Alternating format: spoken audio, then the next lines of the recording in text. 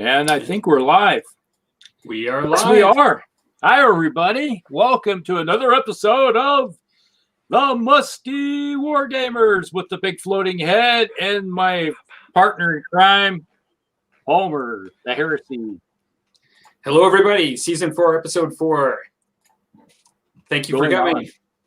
So how's everybody's day going? Evening or morning is for some of you. Okay, it's 2 here. It's 2. Not bad. Not bad. Going grand. Not bad. It's good. Going I had the day off. I had a busy week, and so I had the day off today, and so can't beat that. Even if it's a bad day off, it's better than a good day at work. So.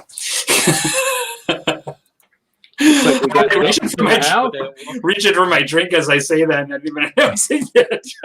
Hi, Victor. Hello, Victor. All right. So, what has everybody been up to? Good question. I'm leaving the hard ones for the guest. Yes. Oh, me? Well, what have I been up to? The guest goes first. That's why you're the guest. Generally, at the moment, we're in full lockdown again, but I have a job that is, what do they call it?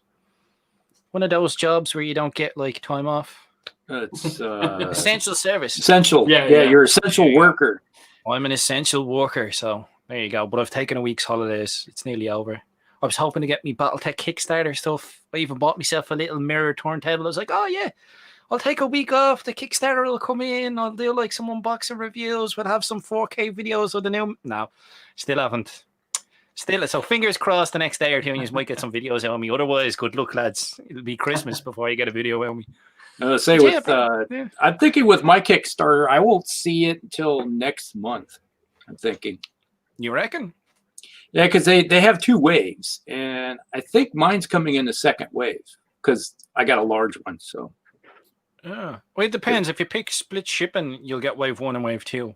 I got a big wave as well, but I did go for split shipping. I think second wave's like Q2 next year. That's what they're aiming for. We'll see what happens. We'll try not to use the B word too much. We don't want, to be taking shots. Poor Palmer will be, on the ground soon enough. But we'll leave it at that. Yeah, grand. I'm doing all right. We're staying healthy. That's important. We haven't introduced our drink of the night, so he's fine. We can talk about that B word all we want. Yeah, no, this is when it's bad, is when you guys get together and then we have the BattleTech drinking game. It's not good for me. You said it first. The rule has to be that it can't just be me. Everybody's got to take the shot. Not even a whole shot, but a sip. A sip. Because with the way we throw around BattleTech, oh my gosh. You have partaked of the BattleTech yourself, so it's in your veins. So that's true. You can't complain. I have to admit, but yourself. Not to digress, but I kind of taken a little interest in your Lao videos because it's Lao, right? It's pronounced for the faction, Liao, L-I-A, Liao, because that's kind of my faction too. Although mine's not green, it's like the I forget. It's been so long since I painted them. I don't remember the name of the subgroup within the Liao faction that I painted. Yeah, I don't, because they're actually brown, even though they're not. They're loud. They're not green like the typical, but they have their own sets of mechs that are traditionally in that faction. And I kind of enjoyed seeing your recent videos on it, just because that's the faction that I had picked as well. I may come back and play BattleTech at one point someday too. I mean, I didn't dislike it. My friend and I had a good time playing it when we picked it up. There you go. I said BattleTech and you guys didn't do anything, so I don't know. I already had a sip. I haven't poured my drink yet, so okay. Like I said, what you're gonna do your update first, and you're gonna pour your drink so we can see what you're having tonight. Yeah. All right. So, what have you been up to for hobby-wise and everything, Skarner? I've been focusing on trying to get a 1,500 point Orc army list painted up for the new edition. It's a bit of a banter challenge we're having between ourselves, me and 3 other Orc players, the war bosses. We have a channel together. So I've been what's on me painting sticks. I have wheels on painting sticks. This is what I was doing last night. I've been trying out the Ain't that just wheels? But I've been trying out the Panzer Races line, so I've been trying out the Vallejo paint lines, trying out some new paints for myself, like dark rust and the rubber colors. That's what I've been painting up. They belong to a mech gun, which is it's orc artillery piece. So I don't know. I'm going towards doing up orcs, but in sort of military-esque colors. I don't know if you're going to be able to see anything really, but there you go. It's green orc with a green green. Yeah, so I'm painting up blood axes, which are sort of military-esque. Anyway, I'd show me green dreadnought, but let's be honest, it's not going to show up. But yeah, that's what I've been working on, trying to get some more painting those boys, and I've been doing some Blood Bowl orcs as well. Apart from that, before we went back into like full lockdown, I was playing a fair bit of BattleTech, but we'll see. We did last weekend. We did an online convention. The group of guys who do BattleTech, I streamed on my Twitch channel, which is the Plastic Crack Gaming Twitch channel. It's the same name as my YouTube channel, and we use Megamech, so we were having fun with that. I hadn't really used Megamech before, but we were doing an online convention and we were playing Megamech, and we were doing. Originally, the guys had planned to do some battles around using the clan stuff because of it would have corresponded with the first wave of stuff coming from the Kickstarter. So we did like a trial of position where you fight to see what rank you'll be, and a few different scenarios. But it was fun. Yeah, it was good crack. So that's apart from working, that's what I've been keeping myself entertained. What about yourselves? What are you drinking tonight? Oh, my drink of choice is that bottle of Teeling. I don't drink that much. Like, I'm a cheap date. I love it. So this bottle of This was the whiskey, bottle from the last one, right? The season This is closing. the same one. Yeah. I think that's all you had to say. There's a lot. I think there's a lot less in it. Well, that's actually, that's pretty good. I don't really drink much scotch during the summer, to be honest, or whiskey during the summer. Like now it's not summer anymore, but yeah. More So like winter. today's appearance by Scarnair is unofficially sponsored by Teeling Whiskey. There you go. There you go. Yeah, I drink past at the distillery all the time. Yeah, it's great crack. Wow, how'd you do that, Rusty? You didn't even switch back to the main screen. Just went right to me. I guess I'm going next. Yes, you are. Okay. And so, hobby-wise, I've been slowly getting my mojo back, and like it's taken forever, to be quite honest. But I basically puttied up and did gap filling, and now I'm priming all of my stuff for the Musty challenge, and that's kind of what I've been working on. I haven't started any of my last couple Marvel miniatures that I wanted to do, so I don't really have anything to show tonight. But I am kind of working on that stuff. I'm also in my mind, although I'm going into this Musty challenge, wanting to do all this like Warhammer Fantasy stuff, I'm already kind of thinking ahead about which unit I'm going to do for French Indian War next, because haven't done much historical since last spring, and I'm kind of now getting that itch. It's kind of this time of year I tend to do some French Indian War, and I'll likely be doing some Minden miniature Iroquois, and so they'll be the first natives that I've done for that kind of style of miniature since doing like my original ones for Musket Tomahawk. So I'm kind of excited about that. And so that's pretty much it for hobby stuff. I haven't done as much as usual in the past. For my drink for tonight's discussion, I pulled out my Father's Day gift because like I just said, I don't tend to drink whiskey during the summer. It's more of like a fall, winter, spring thing. I'd say winter, but in Canada, the winter is like 3 seasons for most people. And so this is I don't know how to like say that. Bricolage? No. Brucolati. Brucolati. Have you heard of them before? So I've never had it before. This is a sampler where you get 3 different styles of barley scotch, and so it's really cool. I've got the one that's missing is what's in the glass, and I've got the bottle right here. But tonight, for this show, I've decided to open this one, which is a Islay barley 2010, and so this one's it's a 10-year-old aged, I guess. It's 7 years aged in oak casks, but this is 2010, so it's been sitting in the bottle for a bit too. And so yeah, I'm trying that out tonight. And so an Isla, it's peated.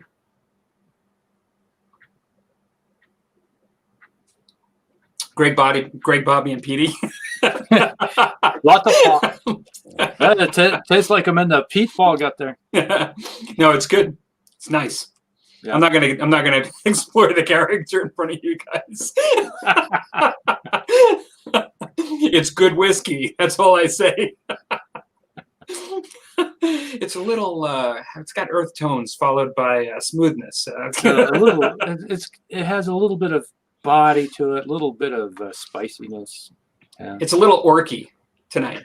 Rope and Ray, rope for the throat. That's what it is. On that note, I brought that up for a reason. Is I did actually pop. For those of you guys who don't know, Skarnier actually has a live show on Sundays, and so I did have a chance to pop in for a little bit last time. I did feel a little bit like an Eldar Guardian, like surrounded by orcs. Like the entire room is like orcs. Like everybody's got orcs in their name. They're all speaking like orcs. It's like all about orc painting, and here comes the heresy.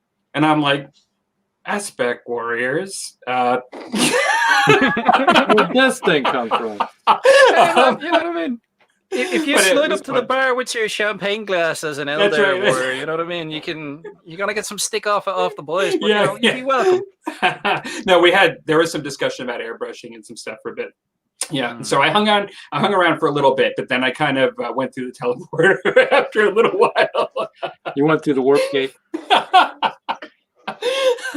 have an airbrush too. This is not the orc you're looking for. However, and also you're into 40K and you're really into orcs and all that kind of stuff. It'd be a really cool thing to join. And so lots of people, lots of participation. All right, before I get going here, I'm going to say we got a bunch of people in the house tonight. We got Dan's in the house. We already talked about Victor's in the house. And then let's see, we got David is in the house. And then we got Mel is in. And then we got Chris? I think. What's the crack? What the crack, man? What's the crack? And then it's like we got this. Dang, it's whiskey drinking night. Yep, it is. Nip of Alberta Springs. Is that a local whiskey for you, David? Because that's where I hail, is from Alberta. And speaking of fellow Canadian, here comes Chris from Walkabout Games. Hello, how's it going, eh? If you couldn't tell. Yay. Hello, Canuck. Hey, take off, eh? You know. Yeah, I grew up there in the Northland, up there in northern Minnesota. You know, it's up there. So I got a good accent, you know. They really copied us. Hey, I had to go down there and get some little bit of ice off there, off the bubbler, you know, so I could get some ice there, so I could put on my whiskey. I have no idea if this accent is good or bad. I haven't been outside of Europe. Actually, it's spot on. It's says the guy who did it. I think hey, I'm talking like the person that lived in northern Minnesota, you know. So yeah. I do have an accent, but it disappears when I want it to. Fargo just dropped on us. Yeah. Yeah. Hey, you know, I don't have my wood chipper here, so you better watch it. Eh? So I'm going to kick off first with my drink of the night. I got my Maker's Mark. All right. The whole reason I brought it, I was like, which one do I bring tonight? I have such a large choice of drinks. And then all of a sudden a Maker's Mark say, hey, I've been to that distillery. So that popped up and I was like, I had to go with it. Mm-hmm. So a little bit of Maker's, which has a nice vanilla type scent with a little bit of sweetness because of the wheat that's in it. Definitely lots of vanilla.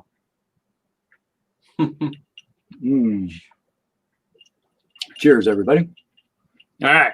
Now. That was a waste of a battle tank there. Sláinte. Hey, I'm just catching up. Bibb and Tucker bourbon. Dare refuse my butchel. And then we got this. It's it's an Alberta distillery in Calgary. Right. Yep. Absolutely. It's a local. Actually, it's funny. I believe one of those won an award, international award recently. Really? Yeah, for whiskey, which it was like a big deal. You know, like for them. Yeah, I think it was that one. Interesting. All right. So for me, if you're watching my channel, obviously if you're watching on this channel, you might have seen these guys. All of the commission I did for the Eldar, which you're also able to use this, be able to use myself in some games. Those are some weird looking Eldar. Yeah, Necrons. I say Eldar. There's an Eldar that have been killed and brought back inside robots. Yeah, Exactly. it's like I was like watching the latest Terminator movie that came out last year. Just watched it the other night, Tuesday night, I think it was. So was watching that and I was like looking at him going, do. Yeah. So that's what I finished those up last week, I think it was. And this week I started on these guys. So now break out your drinks, boys and girls. There's a little bit of BattleTech here. There you go. Nice. So a little bit of stuff that's on the table here. This is half of them. I didn't want to bring all of them over, but let's see. Got this guy right here. This is a catapult. Mm-hmm. That Catapult with missile pods and PPCs? Yes. Ooh. It's a strange little variant of it that came out as special edition. It was like short. Does it have a Hemi? He doesn't have it. I'm not gonna acknowledge that anymore. I'm not going to even talk. What happened? PPCs and a Hemi under the hood? Yeah. But yeah, it's one that has the missile pods. So it's like two PP. I think, well, this version was supposed to have like an XL engine. It has like a couple LRM-10s or something on top of it. Ah. So, and then we have the House Lyo. It's like Luong or something like that. It's their version of the Axeman. Yeah. Hmm. And then we got a Thunder. Oh, I remember you showing them off, yeah. Yeah. So I did some more work on them today. So there's and you got the classic another Warhammer in the house. Yeah. Mm-hmm. Right now that makes 10 Warhammers in the house at the moment. But that's what I've been working on. So nice. I'll have hopefully by this weekend I might have these guys done. And I can officially start on my painting challenge. And then, so that'll be you'll start on the skeletons? Yes. Nice. So I'll get on those. It's only been 30-something years that they've been sitting around waiting to be painted. So, hey, what's a few more days. We'll allow that in the Old Hammer Challenge. Yeah. And okay. So, Aged Alberta Premium 1, I think. Okay. That's the...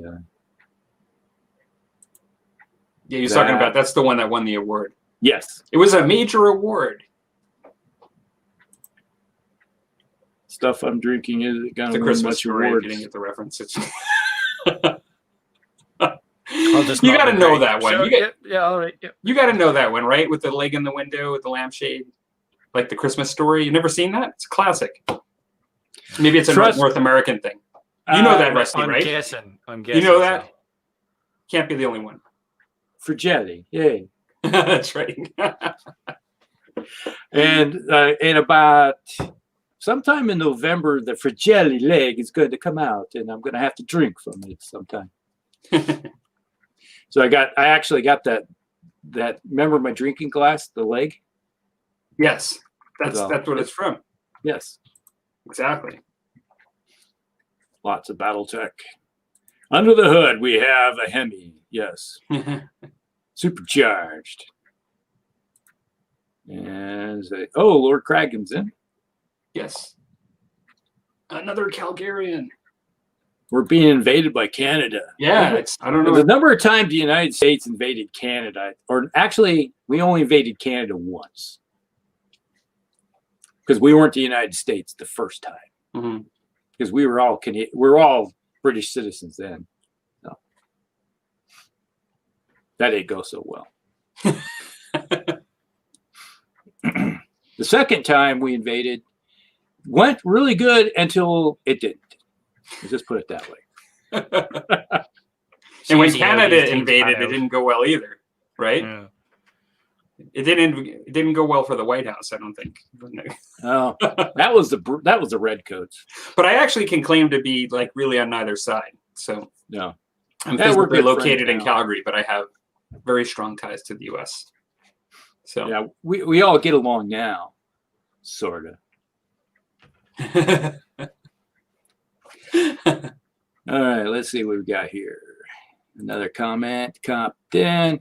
Building an M3 Lee out of Brad's pile of 15 mil tanks right now. That's interesting. So an M3 Lee is basically desert. North I know Africa, the Lee and the Grant. Yeah. Let's see. The Lee was the British version of it, where they got rid of the 50 cal machine gun turret on the top and just left it, and they put the what the heck did they put in there? Was it the 2-pounder they put in? I can't remember off the top of my head. All I know is that it's orky as hell. It's got multiple guns and the thing's riveted together. So it's like, yes. Yes, it's asking. It's like you get one and you can kit bash it, turn it into orcify it, and stick some Gretchen out of it, and you call it good. Your sword job's a good one. Twins like rivets, lots of rivets. Yeah, man, rivets everywhere. Glorious. That's the wonderful thing. It's like, when you early in the days when we first started playing 40K, there was no vehicles in the game because they didn't have vehicles other than a few of the land speeders, which were made out of lead. They weighed a 50 ton. The deodorant stick hovercraft. Yeah. I've some bits from original vehicles. I've that for a restoration project, if you know what it is. Yeah, it's off the old Orc battle wagon that I have. Yep. So I need to. But that's covered in rivets. You can't say there wasn't rivets back in the day. You know what I mean? It's like, yes. Well, it sort of looks like the wheels. If you ever look at the World War I artillery, they had the big planked flat wheels on them. Is like they put on there and it's like plop, plop, plop, plop. I imagine it's like when that thing is driving along, is that battle wagon here. So that causes terror in the enemy. You're like, what the heck is coming? Yeah, the big green guy is screaming at you on the top. Doesn't cause terror. or there's like 20 of them hanging off the flagpole off the top going, ah! So. You'll just hear them before you see them. You know what I mean? It adds to the psychological warfare effect, probably unintentionally. Here we go. Okay, members of my family invaded Canada twice after the American Civil War. And they invaded once to kick them out, and invaded a second time to kick them out. Is that how that worked? Gork knows. They weren't on inner tubes going across a river, right? One-man invasion. Oh, hey, Jesse's in. And hey, how these Necrons look to you? They look good? That's Jesse. That's who owns the Necrons. It's nice. So Eldar Repton Necron armor is what we were saying earlier, right? Yeah, they're just incognito. It's like Eldar didn't have enough armor on, so they took Necron bodies. Really, Necrons are just soul stones have gone bad. Think They don't chuck about them it. out, they just sort of like stick them into the Necron frames. That would be interesting. Yeah, that's why not, right? So, what was the first of our topics going to be tonight? Well, let's see. Our first topic of the night will be paintbrushes, primers, sealants, and uses, bad experiences, and all that fun stuff. I haven't had a bad experience with primer since yesterday. So you mentioned something about getting props earlier. I was very delinquent. I do have most of them in front of me here, but well, see, most of your props are probably handy anyway because you use airbrush primers, don't you? I do. Yeah, pretty much. Well, you know, unless we're talking about terrain, and occasionally I still will go for a rattle can, but it's not usually for miniatures too often. But for terrain, I almost exclusively use rattle cans still because I don't know. Like you can get a wide spray and well, we're going like right into the topic now, but we're gonna do brushes first, or what are we gonna do? Well, it's just all right. I tell you, let's go this route. This is just coming too naturally. I'm sorry. Just meander through the subject, like, as you know. Obviously, no pressure here. Yeah. Well, I think the natural transition will be you got to prime something first before you use the paint. We'll talk about that. Yeah. Okay. Well, how about since Skarnier, what do you think? Do you want to actually start off? Well, what do I do with like primer? Well, yeah. Well, just what do you think about primers? Like, what are your favorites and stuff? I've dabbled with different types. Like I've got like a cheap like dollar store car body primer. Hold that thing back up a second. Oh, you want to see the green in it? It's like auto spray. Oh, it's auto but primer. It's green. Yeah, it's auto body primer, but there's green in the label, so it's not going to help. I've got like, what else have I got? Like some Army painter stuff from years ago. This is probably dead, more black. I bought like some Avalanche Sunset spray off of Citadel when I wanted it, but this was that's like terrain. That looks like it's frosting on the inside. It's like moving. Yeah, like lift it up. Lift it. You see that? Like, oh gosh, what's happening to that lid? It almost looks like you got a snowstorm in there. Maybe. Yeah, maybe that helps. There you go. I wonder if my fang will do the same thing. Well, the thing I probably do the most is I'd use surface primer, Vallejo surface primer, but I brush it on because I'm a lazy git and I haven't set up my airbrush. So this is what I prime with the most. And I have this one, I have a grey one, but this is what I use the most is the Vallejo surface primer. I have it ages, and you just it goes like it keeps going. You prime so many minis with it. So that's what I've tried. Generally, I haven't had too many problems with any of them. I have tried some of the Army Painter ones in color. I wasn't too impressed with, but that was years ago, so they may have changed things up a bit. But like when it comes down to their basic book, if I was dealing like terrain or large vehicles, I'd just go for like dollar store car primer. Just test it out on something you don't care about first. So terrain or vehicles, I'd probably go with some of this stuff, and then everything else I'll just hand prime, or when I eventually get the finger out and sort out my airbrush, I'll just do the Vallejo surface primer. I have no issues with this. This works really well for me. I'm quite happy with this. So that's what I do for primers, like my experience with them. All right. What about yourselves? We'll move on over to Palmer. Well, my number one is kind of actually the same as Dwayne. Is I actually love the Vallejo surface primers, and so I do use them through the airbrush, although I have actually painted them on as well. But I love these. I've known folks that have used them, and if they sit around long enough, this is acrylic polyurethane, and if it sits around long enough, it almost turns into plastic. Like it kind of gets really gelled up, and like it isn't a good thing if you don't use it frequently, or they can actually lose performance, and that can be a problem. But besides that, I love them. I find that you can use them real thin. You can even dilute them down a little bit if you like them even a little thinner. Is for terrain, I use the cheapest gray primer that I can find. Like, whatever is the cheapest thing at Walmart. This Armor Co brand, cheap stuff. It's actually worked really well for me.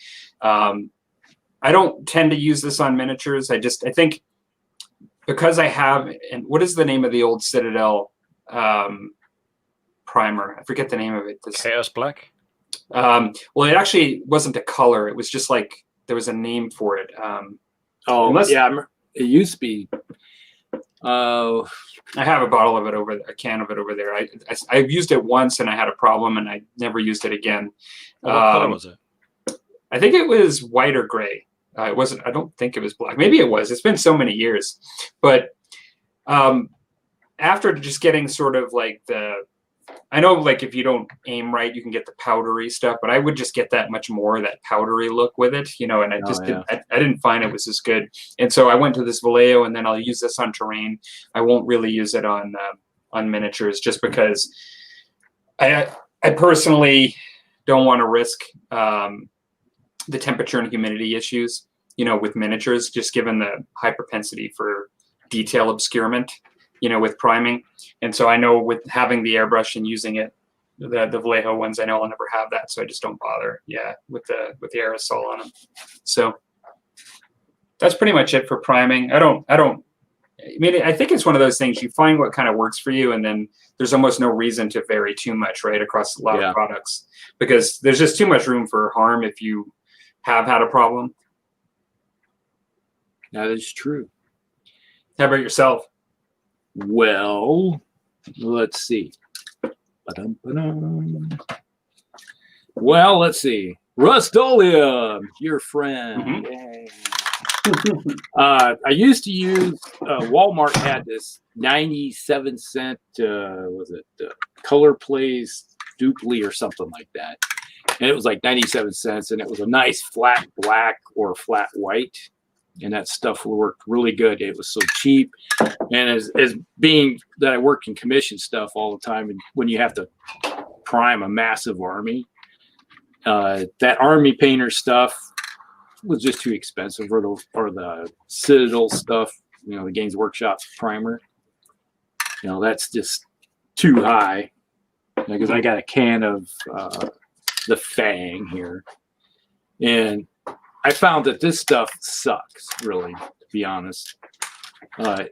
They say you could use it as use a primer or whatever, but every time I've ever used it, it just runs really too much. You know, you put a light coating and it's like, bleh, you know, it just comes down, and you're never happy with it. This one here is like the flat. You've got to make sure this is flat. There's been one time I was looking at, you look at the can top, you know, you can tell if it's flat or not, because the top, somebody put a flat top on a semi-gloss before, and I bought a can of semi-gloss and I sprayed everything. I was like, oh. Man. So then you have to put like a wash over it first of all, just to allow the paint to, because you put your acrylic on there and it's like, it'll just run off. That was real pain in the buttocks. But you know, this is like $3 a can now. Yeah, I think it is. So it's not expensive. But I would still, if the Walmart had their flat stuff, they discontinued it last winter or something. Maybe about the time the COVID crap started happening, because it probably comes out of China most likely. Mm-hmm. And so shipments of everything started stopping, and it's like, well, okay, now we got to figure out where to get stuff from that would make it work out pretty good. And so that was the cheapest alternative I could find at the time. I don't know. This one, I might have got this one at Walmart, but this is another one that's real generic. Yeah. It is primer. It's something really cheap. Yeah, no, it's. But, you know, like I was saying about the Army Painter primers and the Games Workshop primer, I have never been happy with. I've tried the Games Workshop stuff, and it will flake off. Mm-hmm. It was like you paint a model and all of a sudden it just starts flaking off. It's like, I cleaned that model. There's no reason for the paint to flake off, and it'll just flake off. Even or when you're painting it, it will flake off. And I was like, never happy with it at all. Actually, Vic from Vic's Miniatures, he mentioned something in the comments that I was going to mention. I forgot to. I've never used gesso, but I've heard really good things about painting and brushing on gesso, actual liquid gesso. There are some videos on YouTube about it. It apparently goes on kind of thick, but it actually just sort of shrivels down, like it loses almost all of its moisture as it dries, and it just like shows the detail really well. And it's the stuff that they would put on canvas right before you paint the gesso. And so I've seen people use black gesso, and I don't really, it's like like I said, like I already kind of have a formula that works for me, but sometimes you like to try something new just because it's something totally different and you see somebody else doing a good job with it. I want to pick up a can of gesso, and I'm actually taking my daughter to the art store tomorrow. I think I'm going to actually grab one and try that on something. I might try that on one of my giant miniatures for the Musty Challenge, just to see how that works. Because I hear it works really well. Yeah, I've heard. I've seen it around when we had we used to have an art store in town. I see that kind of stuff around. Used to pick that up. Now I'm stuck having to go to like Hobby Lobby or something to get a lot of my art supplies. But it was intriguing. It's like you always look at stuff and go, I wonder how that would work. You know? Yeah, absolutely. Well, this is the beautiful thing about like the dollar store stuff is like you buy a can of this and it's only costing you $1 or something like that, and you try it out. It's like worst case scenario if you lost out on $1. Yeah. Whereas like if you're buying the Games Workshop stuff, you're looking at €10 plus, like, you know what I mean? And if you don't like the result of it, that's a fair chunk of change not being spent on that, you know, that sweet plastic wreck. I find on that note, like I find regardless of the area we're talking about here, that if there was a choice between finding like the most premium brush that I like the most, but it costs a lot of money, like just finding that best product, like the ultimate best quality product I like to work with, if that was like one end of the spectrum of a choice versus finding the product that actually is the most reasonably priced that I'm happy with, like that I can work with, but it's actually very affordable, I will take that one, like the latter, any day of the week. Like, I like to get quality products. Like I like to get something premium here and there. I have a couple brushes that I use for fine detail, but for the most part, my principle has always been finding something that's extremely affordable that works as well as the standard stuff is like the holy grail. Like, because I don't, we go through this stuff, right? And you just need something that works that actually is really affordable. There's no point in spending like 50 quid on Kalinsky Sable and then you're too precious with it and it never comes out of the box because you're afraid to ruin paintbrushes there at $50. Whereas if you're buying them for like in bulk, 50 cents, $1 or whatever, you don't care. You can afford to like kill it and just put it into you're a dry brush now, pal, you know yourself. Yeah. And you know, like there are some folks, this is kind of not on the topic of specific products, but there are some folks, and it's their right, you know, like it's people spend money as they want to, but there are some folks that will say, you know, I don't regret any money that I spent on this. Like, you know, this is what I like to spend my money on. I want a quality product and I don't regret it. And that's their choice. I mean, like, I'm not down on people. I mean, you spend your money on what you want to. It's your money, you know. But for me personally, I get excited at a deal, like a bargain. Like that's what gets me excited. Not that I just got the most expensive brush. It's when I find something on the shelf that works really well and I can go back and I can go buy 10 of them, you know, and like that's what gets me excited is I can get like the really good deal on something. Yeah, definitely. It's like you don't have to go out and buy the most gold standard item to get the job done. Now, the old saying is you can buy a Porsche or you can buy a Volvo or you can buy something that's a Yugo. They'll all get you to point A to point B. One just gets you there faster or one looks flashier. But, you know, in the long run, it's all have four wheels, and hopefully Yugo may not have wheels eventually, but you'll get there. But this is the thing, though, when it comes to the brushes, like you can have both. You can buy yourself high-end brushes and only use them on characters, which is what I do. And then for your rank and file, you can just get the workhorse brushes that you beat the absolute tar out of until the bristles fall out of them. You know, there's no one tool. I think it's a nice mixed bag of products, and yeah, you'll find a feel for it. Whatever suits your individual needs and tastes, you'll find it. Yep. Here's a question for you, Palmer. Since Yep. you're the sorry, in the comments, or Yep. It's up on the screen. could you prime stuff with an airbrush and then hand paint them, or would it just then go to all airbrush? Actually, and I think David mentioned this just as well as I actually. It's funny. I will occasionally pull out my airbrush to do a fade, or to do some sort of highlighting. If I was doing a tank, I might highlight the top with like a lighter color than like a base color with an airbrush, or I might make a power sword with an airbrush to do some technical stuff. But the number one thing, almost 95% of what I do with my airbrush is as a workhorse for priming and varnishing. And so that's my main reason. I'm not really a big airbrush painter. I use the brush for almost everything else. I personally prefer to use a brush. That's not to say, and I occasionally, like on my Infinity miniatures, I occasionally, like with the armored characters, like to pull in some cool looking blends with an airbrush. But for the most part, I like using traditional brushes. And so you can absolutely prime with your airbrush and then move right to brushes, like, and paint that way. That's what I like to do. So, and David said the same thing. Yep, I saw that he said it, and I totally, that's the way I do it as well. And basically I prime everything with the rattle can. I used to have an airbrush, but I don't use it much. I don't have a compressor or anything, so it's like right now. The thing it's multi-tool use. You're not. Yeah. I think some people end up in the mindset of it's one or the other. It's not. Yeah. It's part of your toolbox. So you'll use your airbrush. Coming from a man who barely uses his anymore, you'll use your airbrush for some things, but you won't use it for everything.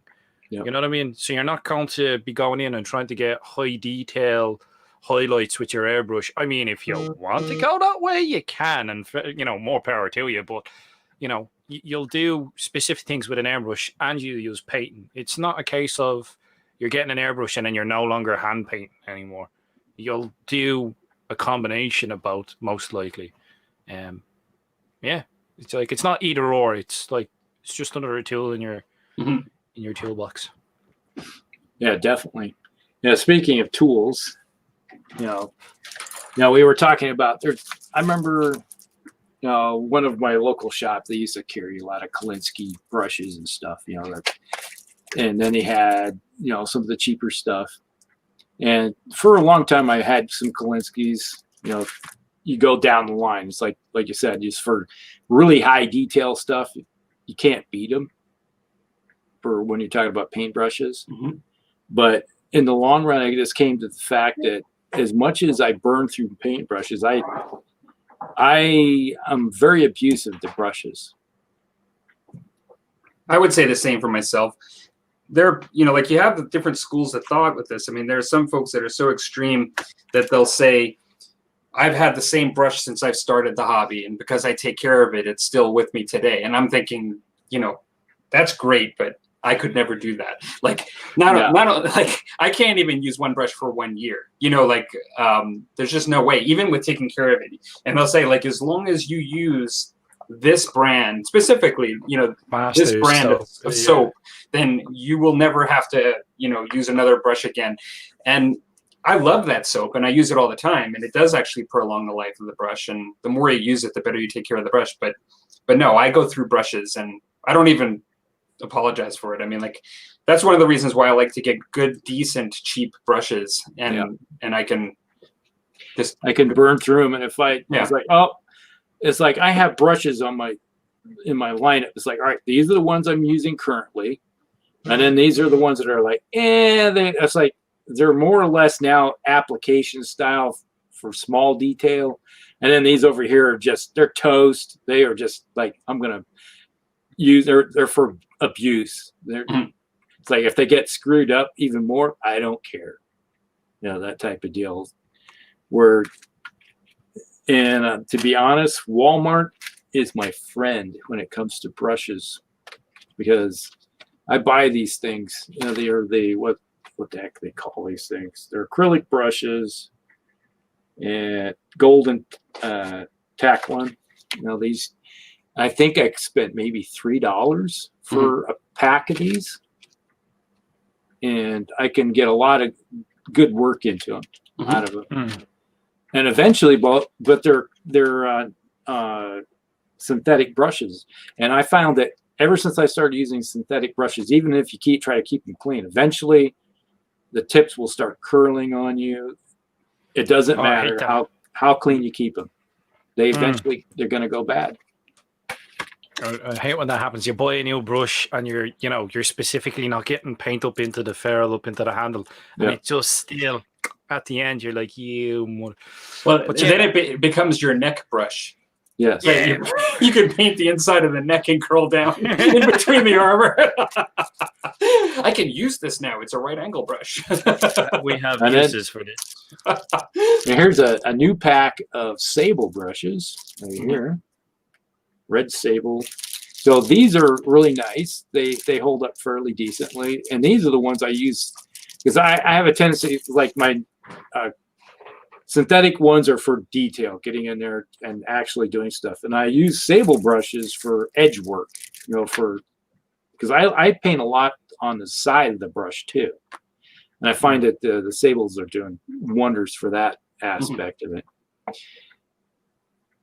When you were talking, sorry, go on. Go ahead. No, just before I forget about it, just when you were talking about one guy having the same brush for 20 odd years, I was thinking of Trigger's broom from Only Fools and Horses, where he's been sweeping the streets with the same brush for 20 years. It's had like seven new heads and 5 new handles and all that time. You know what I mean? So, Rusty, do you know that show, Only Fools and Horses? No, I've never heard Okay, of it. the only reason I ask, there's a reason I ask, is that when I actually lived in the U.S., there was a channel that had just British comedy on it, and I used to watch a lot of them, and that was an old show. That must have been from the 80s or the 70s, and I loved that show. It was really funny. Really funny, but I wouldn't think that everybody, I wouldn't think everybody would know it necessarily outside of the UK. But yeah, like Keeping Up Appearances. There was a couple of there's some really funny ones, old British comedies. The strange British humor. That's all I. I love it actually. Gosh, you can't. Nobody say BattleTech because I'll disappear. I'll die based on not being able to keep the oath because I've already gone through my bit of scotch here. This whiskey's evaporating before my eyes. I don't think I'm supposed to drink this fast. I think this is supposed to be special, but just like the old brushes, I think we're just going to go through them. Now, if I could reach over across the way here and I could grab you a bottle of something, Palmer, and say, "Here, let me fill up your glass for you." I did notice there was a request to see an Infinity miniature. Looks like yes. Maybe actually before we go, I can throw couple miniatures up just because I know for me to grab them real quick, I'll just need a second to do that. I don't actually have one within arm's reach. I'll have to just go and grab it. I'll throw the table camera on real quick before we go tonight and show a couple miniatures. All right. We'll that means, Jesse, that you have to stay now. Like you can't leave. No, I'm just kidding.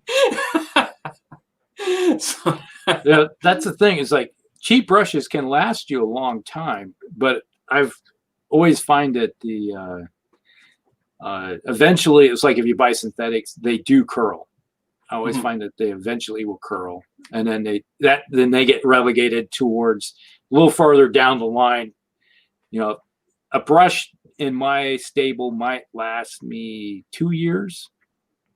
How about a sable in your stable? A sable in my stable.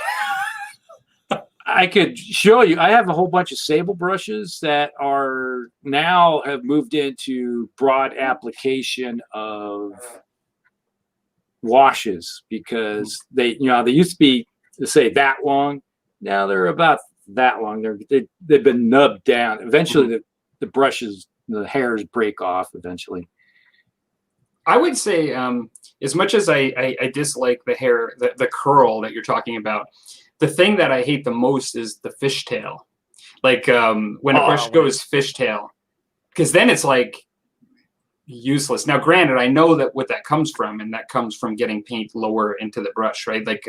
Because basically it's not allowing it to form a tip.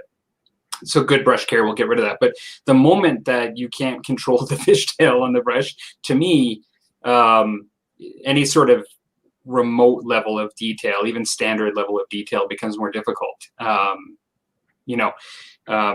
Granted, the more paint you have in the brush, it will actually sometimes remove the fishtail temporarily.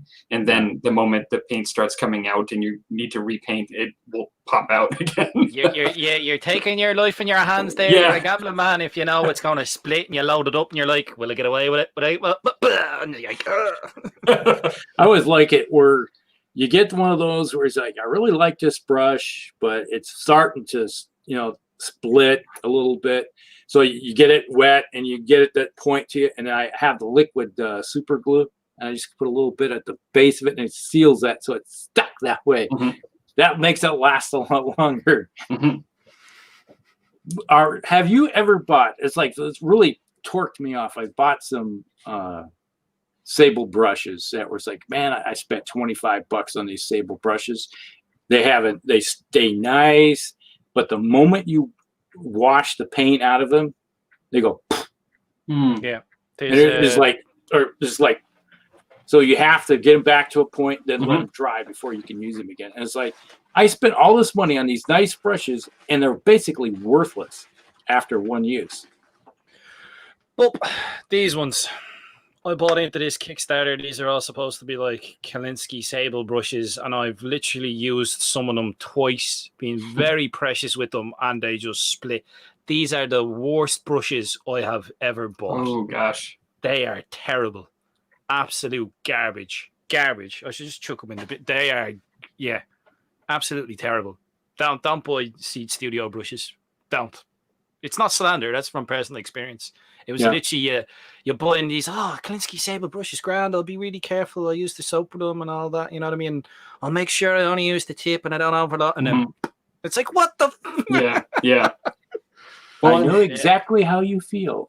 And that is the risk when you spend money on a high-end hobby product. Like any hobby product where you go over what you normally comfortable spending to get better quality. If you have not experienced it before, you run the risk of like that disappointment. It's great when it works out, but it kind of is bad when, and that can be anything really. Yeah. Oh, yeah, that can happen with a lot of products. Now, I have another set of brushes if I can find them, but I don't know if I can. They're sort of buried away. I've barely. Oh, there you are. What are your big? I know you're pulling out your brushes there, Scarnammer. What are your number one go-tos as far as brands that you like? Brands that I like. There's just a load of old workhorses I have. Like I got some free brushes with my large Vallejo cases that I've been messing with recently, but they're just synthetics. And then I've been doing what Rusty's been doing, where it's like I've just bought like El Cheapo synthetic brushes from the dollar store or whatever, and I use that for a lot of base work. I've got like some old GW brushes I've got here. It's a mixed bag, man. It's like Winsor Newton round brushes. Anything I can get my hand on that's half decent. Old GW brushes. If it forms a point and the head's big enough for me to get like a decent amount of paint, because like painting orc boys, man, it's Jesus, it's a blessing and a burden. Like, you know what I mean? Yeah. It's a lot of painting. So I've learned that. I think that's the thing I've learned when it comes to painting. But go for the bigger brushes, and then more recently, like I've been experimenting with cheap synthetic, like elements or something. I don't know. They'll come up with some brands, but like when it comes to the base stuff, I like to just go for a big brush that'll hold a point, and I don't really care.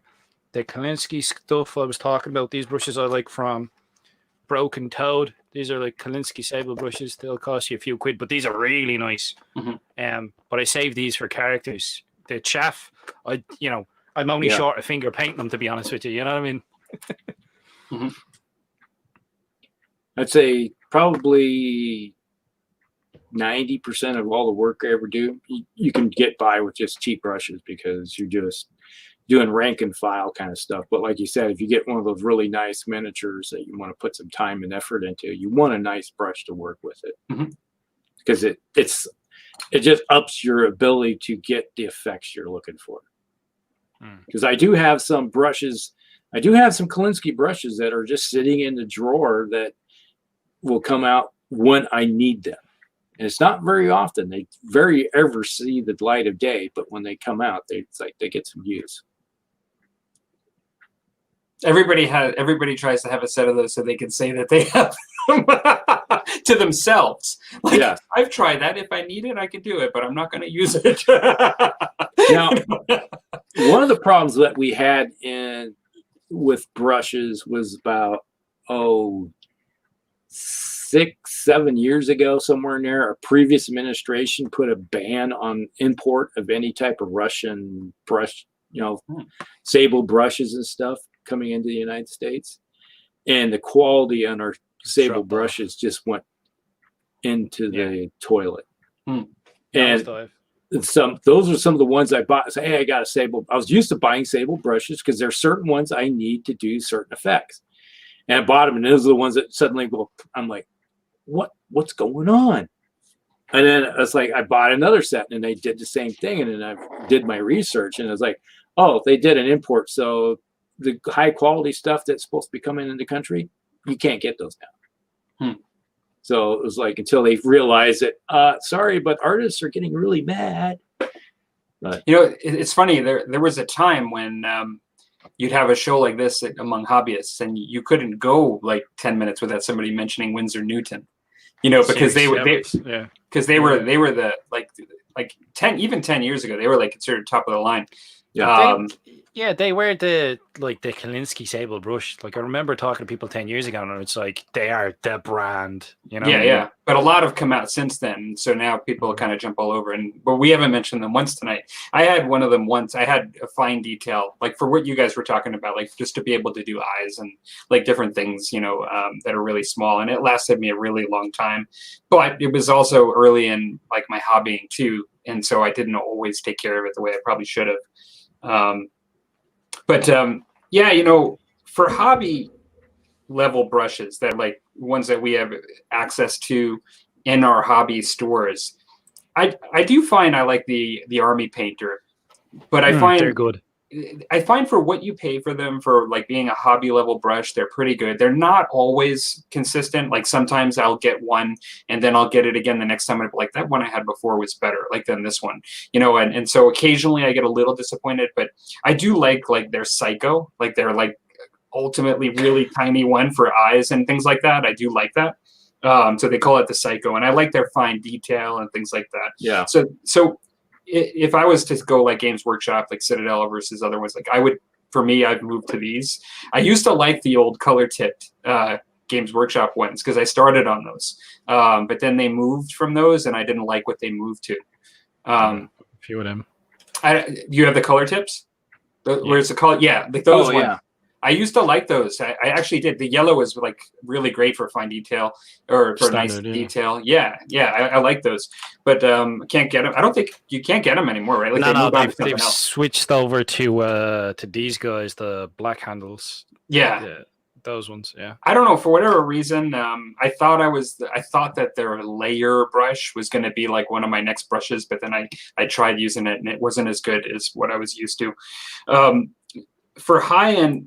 It's funny. These guys are not a hobby level brush.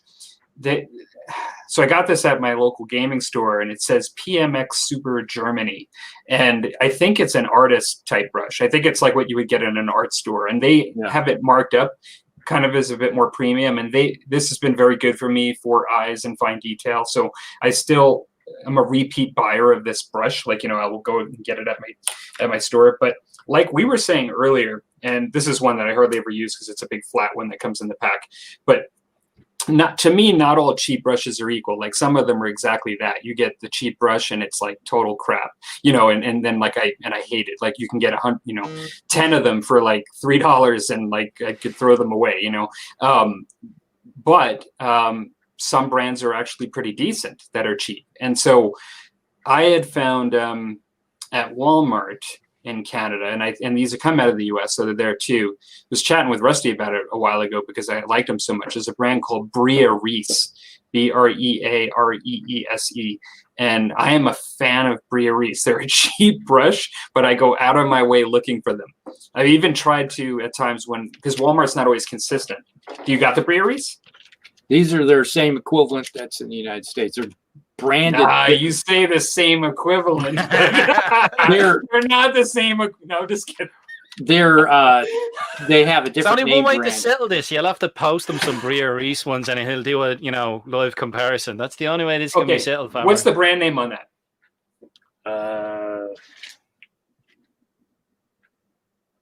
Royal something. Hang on, because I think I got them. Because they have those, I think, here. I just want to check.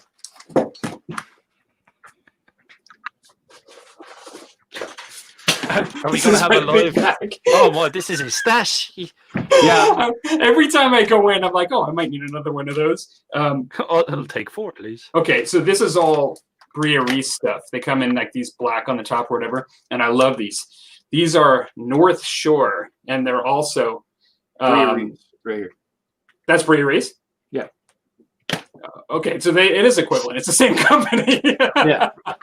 Okay, so I like Bria Reese, and I'm sure there's other good ones that are cheap, but these are North Shore. They're also sold right next to them, and they're about the same price, but they're not nearly as good in my opinion.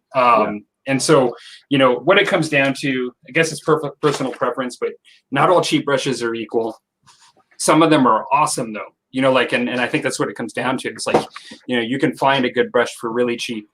And particularly for your standard painting brush that like to block in your base paint, which is what really we put a lot of wear and tear on. You can get some great cheap brushes for that. That'll hold a point really well, and you can take care of them just like the nice ones. And they'll last for a bit, like they don't last forever, at least for me, but.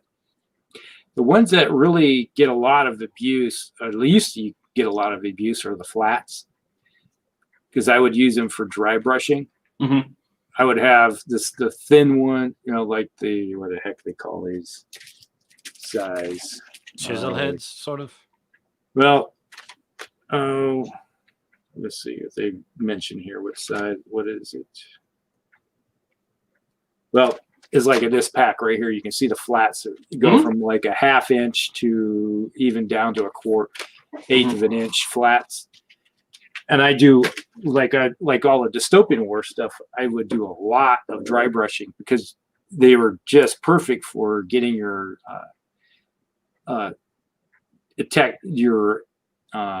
details out with dry brushing. And I would burn through flats like crazy. So I would just buy packs and packs and packs of nothing but flats, and it's like and I still have one flat. It's an inch one. That's a sable flat. That's probably 20 years old, and I still use it. And I abuse the heck out of it, and it still just keeps on ticking. And I don't understand why it hasn't died on me, but like a lot of these synthetic ones, they don't last very long. But that's one Soviet Russia, brush paint you. Very good. One of the reasons why I buy a lot of these things is they're cheap, but like usually there's only 1 or 2 out of the whole series that I use the most. And so unfortunately I end up with like all of these packs of all these ones I don't need as much. These are the odds and ends. Yeah. No, I'm the same way. I have an entire drawer that's nothing but brushes that have no use for it, because you get these big long rounds, these big round ones, it's like in this pack. Oh, what the heck is that size? That's a 8 or 10 round. I have no use for them. It's like I have you'll hold on to it. And one day, like 10 years from now, it'll be like, Well, they work really good for chopsticks, but one day you'll be like, I need a medium 6. I have lots of medium 6. I got 20 of the darn thing. Yeah, you could get yourself poster tack and do what I'm doing with them as well. You just sort of poster tacking wheels to the ends of them. That'll do. We can hold on to that. There you go. See? I got it. Here's a question that came in from Jesse. What paintbrush soap? What's that paintbrush soap? There's a whole bunch of them that is good for cleaning brushes and stuff. Mm-hmm. Yeah, I mean, I don't know. The brand is called the Masters Brush Cleaner and Preserver, and this would be the one almost universally I see most people refer to. I guess what I'll I was going to say I'll show it in my close-up later, but this is it. If you There see you go. here. Now you can see it. You know, most art stores in North America typically do have this. I do it everywhere. But everywhere, right? Like I've seen people in the UK actually, highlighting it too. But it's everywhere. And you can get them where they're like this deep, like they're really deep, like the amount of soap in them. I've had this since I've started in the hobby though, and honestly, you guys gonna get mad at me because I don't clean it or whatever. But I still have like a ton in here, and I've had this for like it lasts forever, 10 years or something. I don't know. Like it's. No, it's good stuff, all right. I Here's a only good had question. to chuck mine out because it had like I don't know if it was mold or something. It was like white fuzzy crystals or something. I was like, I'm not gonna gamble with that one. That got chucked, but no, yeah, it's probably really breaking good. down. Yeah, I think it was the soap was starting to break, but I had that like 12, 14. I had that ages, like absolutely ages. And I don't even think I would buy a deeper one. Like I think that it takes so long to go through it that my desk space is more valuable than the deepness of the soap. No, I think you're right. Like 100 milliliters. Like I've got a Broken Toad conditioning brush soap here, which is the only other one I've used, and I like it for like keeping a point on brushes. This one, but I find it's not as good for lathering up and getting the dirt out as the Masters soap. So this one's good. It's cheaper. I think it's like half the price. Don't quote me on that, but it is cheaper than the Masters. But I find this is really good for conditioning your brushes and getting them to a point before you like go to store them away. But I like the Masters a bit more for lathering up and cleaning.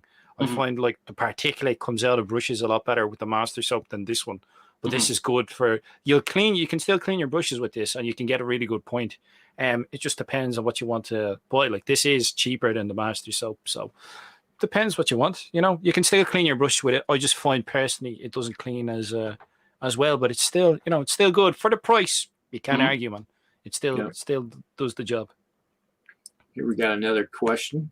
How do you guys store your brushes? I heard different strategies. Well, there are many different ways. There's one.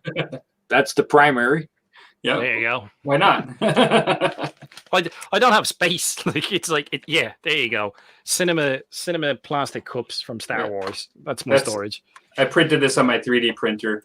I used to do the same thing. Like I've got. You just said Star Wars. There must be something about Star Wars because over here I've got like this with a couple of brushes in it. Stormtrooper.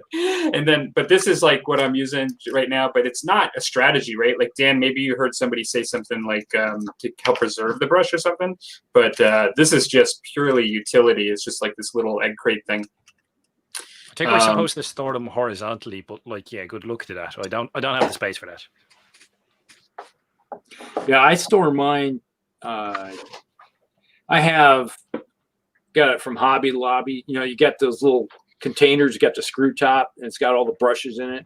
You pull a little foam thing out of it, and I just stuff all my extra brushes that I'm not using.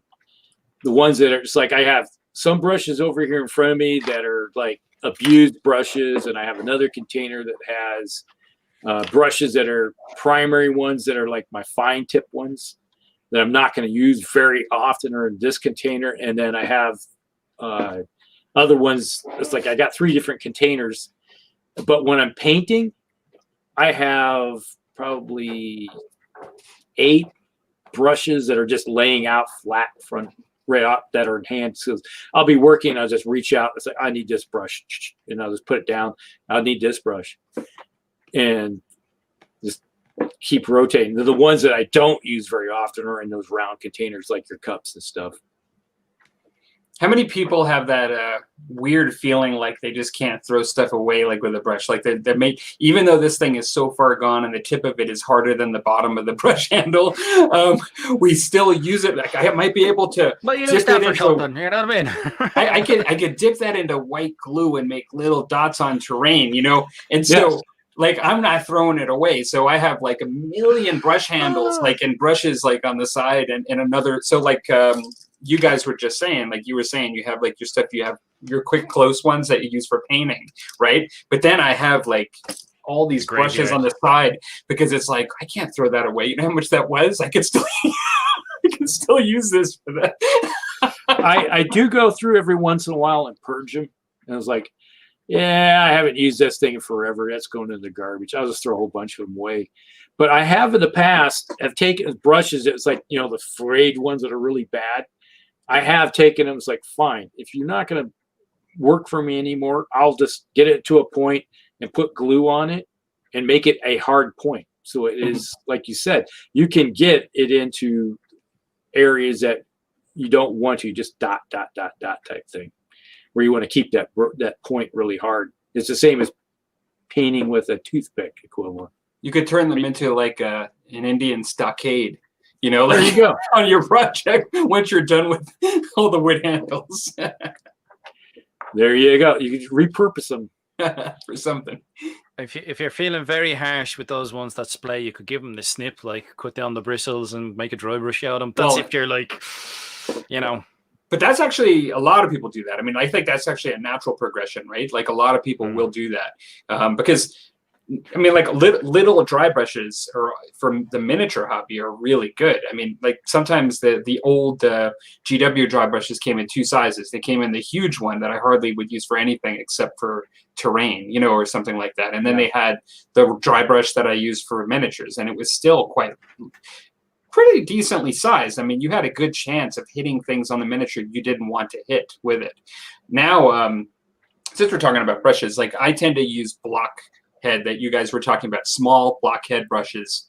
Shaders actually are what they're called. Like the appropriate term in the art store is a shader, and it has basically a flat top and it's a small brush, and it's great for dry brushing miniatures. And so I'll actually buy a brush like that and use it just for that purpose. But like you said, Dwayne, like you can just take an old brush and just snip it off and use it for that reason.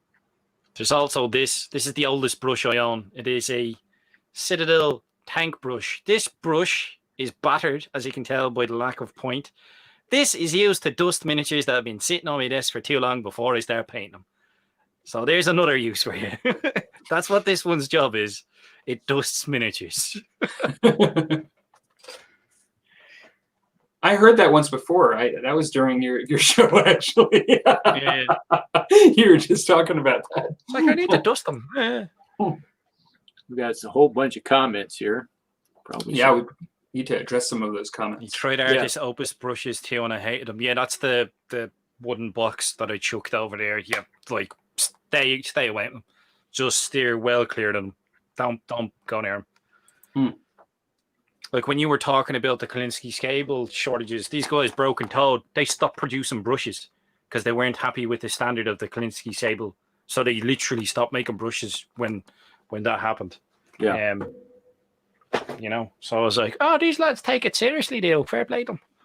Well, you get some serious artists, especially you get these guys that doing the really fine techniques, or that actually they're putting like artwork on miniatures and stuff for vehicles. You need a good brush, and if it's not up to standard, it's to the point where you just want to find the person that's responsible for it and hunt them down. It's a good sign when a manufacturer turns around and goes, we're not making brushes because all of the Kalinsky Sable out there is rubbish. So just now, you know. So I've never heard of, looks like Brad says, I've never heard of those before. But I also, that doesn't mean anything because I'm actually not a connoisseur of the expensive brush market. Like I know some of the names, but honestly, I'm kind of a ground dweller. Like You're one of the member of the mole people? Yeah, I'm pretty much Mole Man and his various monsters and fiends. Been getting super cheap, fat bellied, fine, natural haired watercolor brushes from China, and I love them. Yeah, that's the watercolor brushes are, being a watercolor artist myself, that's where I gravitate first, was whatever I can find. And I don't like having a brush, especially if I'm a watercolor artist, that will go, I don't like that at all. And I like having a good hair brush when I'm doing my watercolor. And if they have something that works really good, then I'm all for it. Well, this is the thing I want to know. Like, if you're going into a hobby store to buy brushes, like, what is the terminology used for the ones that we typically use to paint miniatures? What would they be under? Are they like what in the artistry world? Are they water paint brushes or? It depends. You're going to have hair sable brushes, which could be used for watercolor or oil. It just depends on that, what you want to use them for. And typically, if you want cheaper brushes, people are going to gravitate towards the synthetic brushes. You can use a synthetic brush for watercolors, but they don't work very well with oils because oils will get into the ferrule, and then to what you need to clean an oil off of brush is distillates and stuff, and that will destroy a synthetic brush really quick.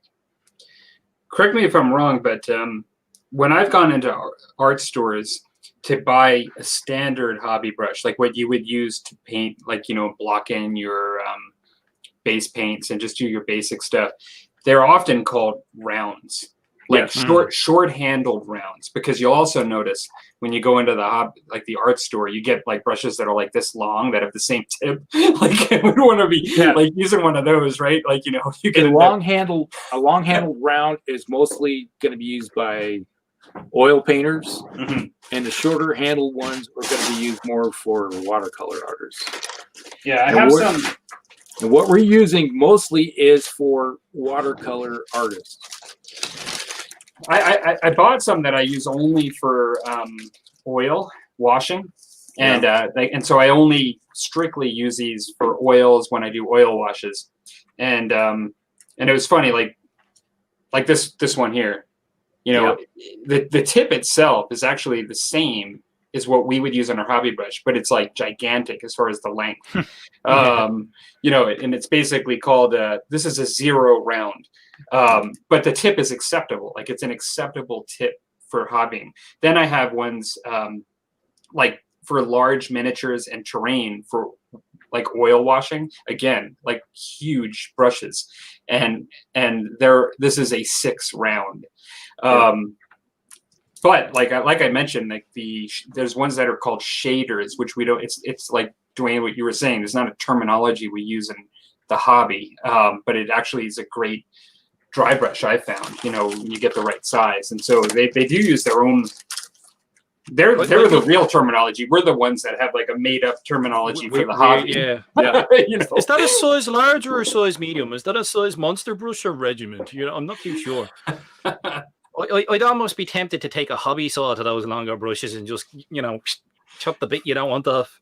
Yeah, you can buy them smaller in the art store too, in many cases. I don't know why I got the long handle ones, but part of that is if you get yourself, all right, you have a large canvas, or you're going to have a large sheet of paper, heavy corners, duty, is it?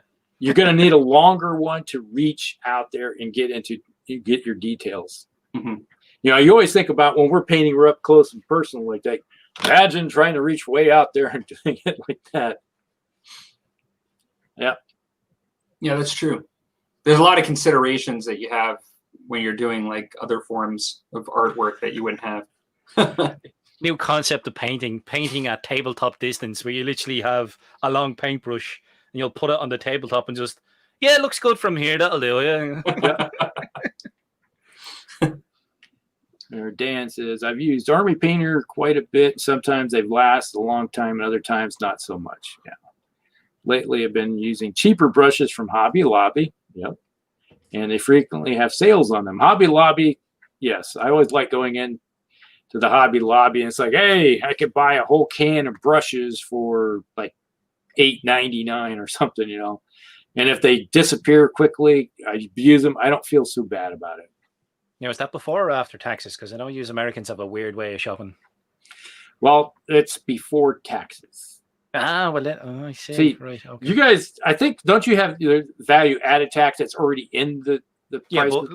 See, I've never been lucky enough to go over to the Americas yet. So I've only The New World. The New World, yeah, the New World. I haven't gotten that far. So the concept of like a price tag not actually being the price you'll pay at the till for me is like. Yeah, so you guys have value added tax, which means that what you see is all that's already added in. Yeah, we look at it and it's like tax, title, and license will be added later at a. So if it says $8.99 plus, it's like we have 7 or 8% sales tax on top of it. So, and the other thing is that let's say in Des Moines local, I'll be paying, let's say 8%. I could go across town and I might be paying 9%. Yeah. And that's the same thing in Canada. Like the tax, some of it's I believe. Like, so I haven't been in Canada my whole life, but my understanding is there are some differences, just depending on which province you're in, and that can change as well, right? Like there's sometimes in North America, people will buy things from certain places because they can avoid a tax too. Like, like you can avoid a certain tax. So we have the city local ordinance may have a local sales tax. You get the state sales tax, then you have the local ordinance tax on top of it. I love this. It's like people smuggling hobby brushes over the state border to avoid the tax. You know what I mean? Instead of cigarettes. hey, I got some good brushes for you. I was like, what kind? I got Kolinsky Sable, man. I got the good stuff. You know what I mean? Oh, really? You got those? I'll take 2. Yeah. So, shall we continue through the comments a little bit, get through those, and then go to varnishes? Because we still have a whole nother big topic to talk about. Yeah, we do. It's like, how long have we been going? And actually, I think Wayne has to go to work soon, right? Like after that whiskey. I mean, you must be. I'm on holidays, man. I'm on holidays. Oh, that's right. Okay. I'm on holidays for a few days. Don't worry. Oh, okay. I was going to say, it must be like almost time for you to normally go to work. No. What time is it there right now? It's 3:20 in the AMs. Oh, my God. Yeah. That's how much of a hardcore guest I am. You know what I mean? I stick around until a ridiculous o'clock. You take the title for that. I mean, like you've got the title for coming in at global weird time. Like you've got the title. It's not weird, but it's weird for us, like in relation. I'm pretty sure if I went to the States, there would be 0 jet lag with me. It's like I work nights. I'd be able to adjust, no bother. Hit the ground running. Now you say talking about using the Walmart brushes. Yes. Okay. A plaid chisel tip brush. There we go. Exclusively for painting rims of my bases. Yes. Very handy. The chisel tips. I use those chisel tip a lot of times for my dystopian wars, like the little flight token type things. I use those. It works great because it's bevel type look. And Clark is in the house. He's probably been in. Hey, everybody. Battletech. I'll pretend that there's something left in here. Is that the second round? You've already gone through a second glass? I was thinking it was just we're having such a good time tonight here. Like, and I'm enjoying the subject, but I'm starting to think that I'm liking this Father's Day present too. Here we go. We can move into varnishes. Applying brushes for applying varnish. Yeah. Do you want to continue with the comments a bit more, or? Yeah, I'm just going to buzz through these real quick and see what we got here. And because varnish kind of messes up the brushes. All right, so we're moved into varnishes. All right. Who wants to? Me? I'll just go first. Yeah, that's a good one. Yeah, that's all I use I use probably 95% of the time is Tester's dull coat. I mean, that would be the one, not to interject, Rusty, but like if you go on a forum and you actually poll a bunch of people, in my experience, that would be the one, and I've used that too, that most people gravitate around for aerosol. Yep. As far as not having any problems with it, there's also been shortages of it. Yes, there has been. Like major shortages. I buy it in bulk. What does that mean? 2 at that size? Like, what is? They're so small. When I go in, I buy about 5 or 6 at a time. Which is like the size of one can.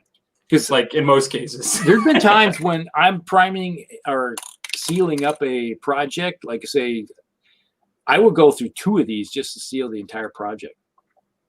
Did they not come in bigger cans? No. No, this is the biggest. Well, you know, Was it Army Painter? I think has a big can, but that's not by too design. happy with it.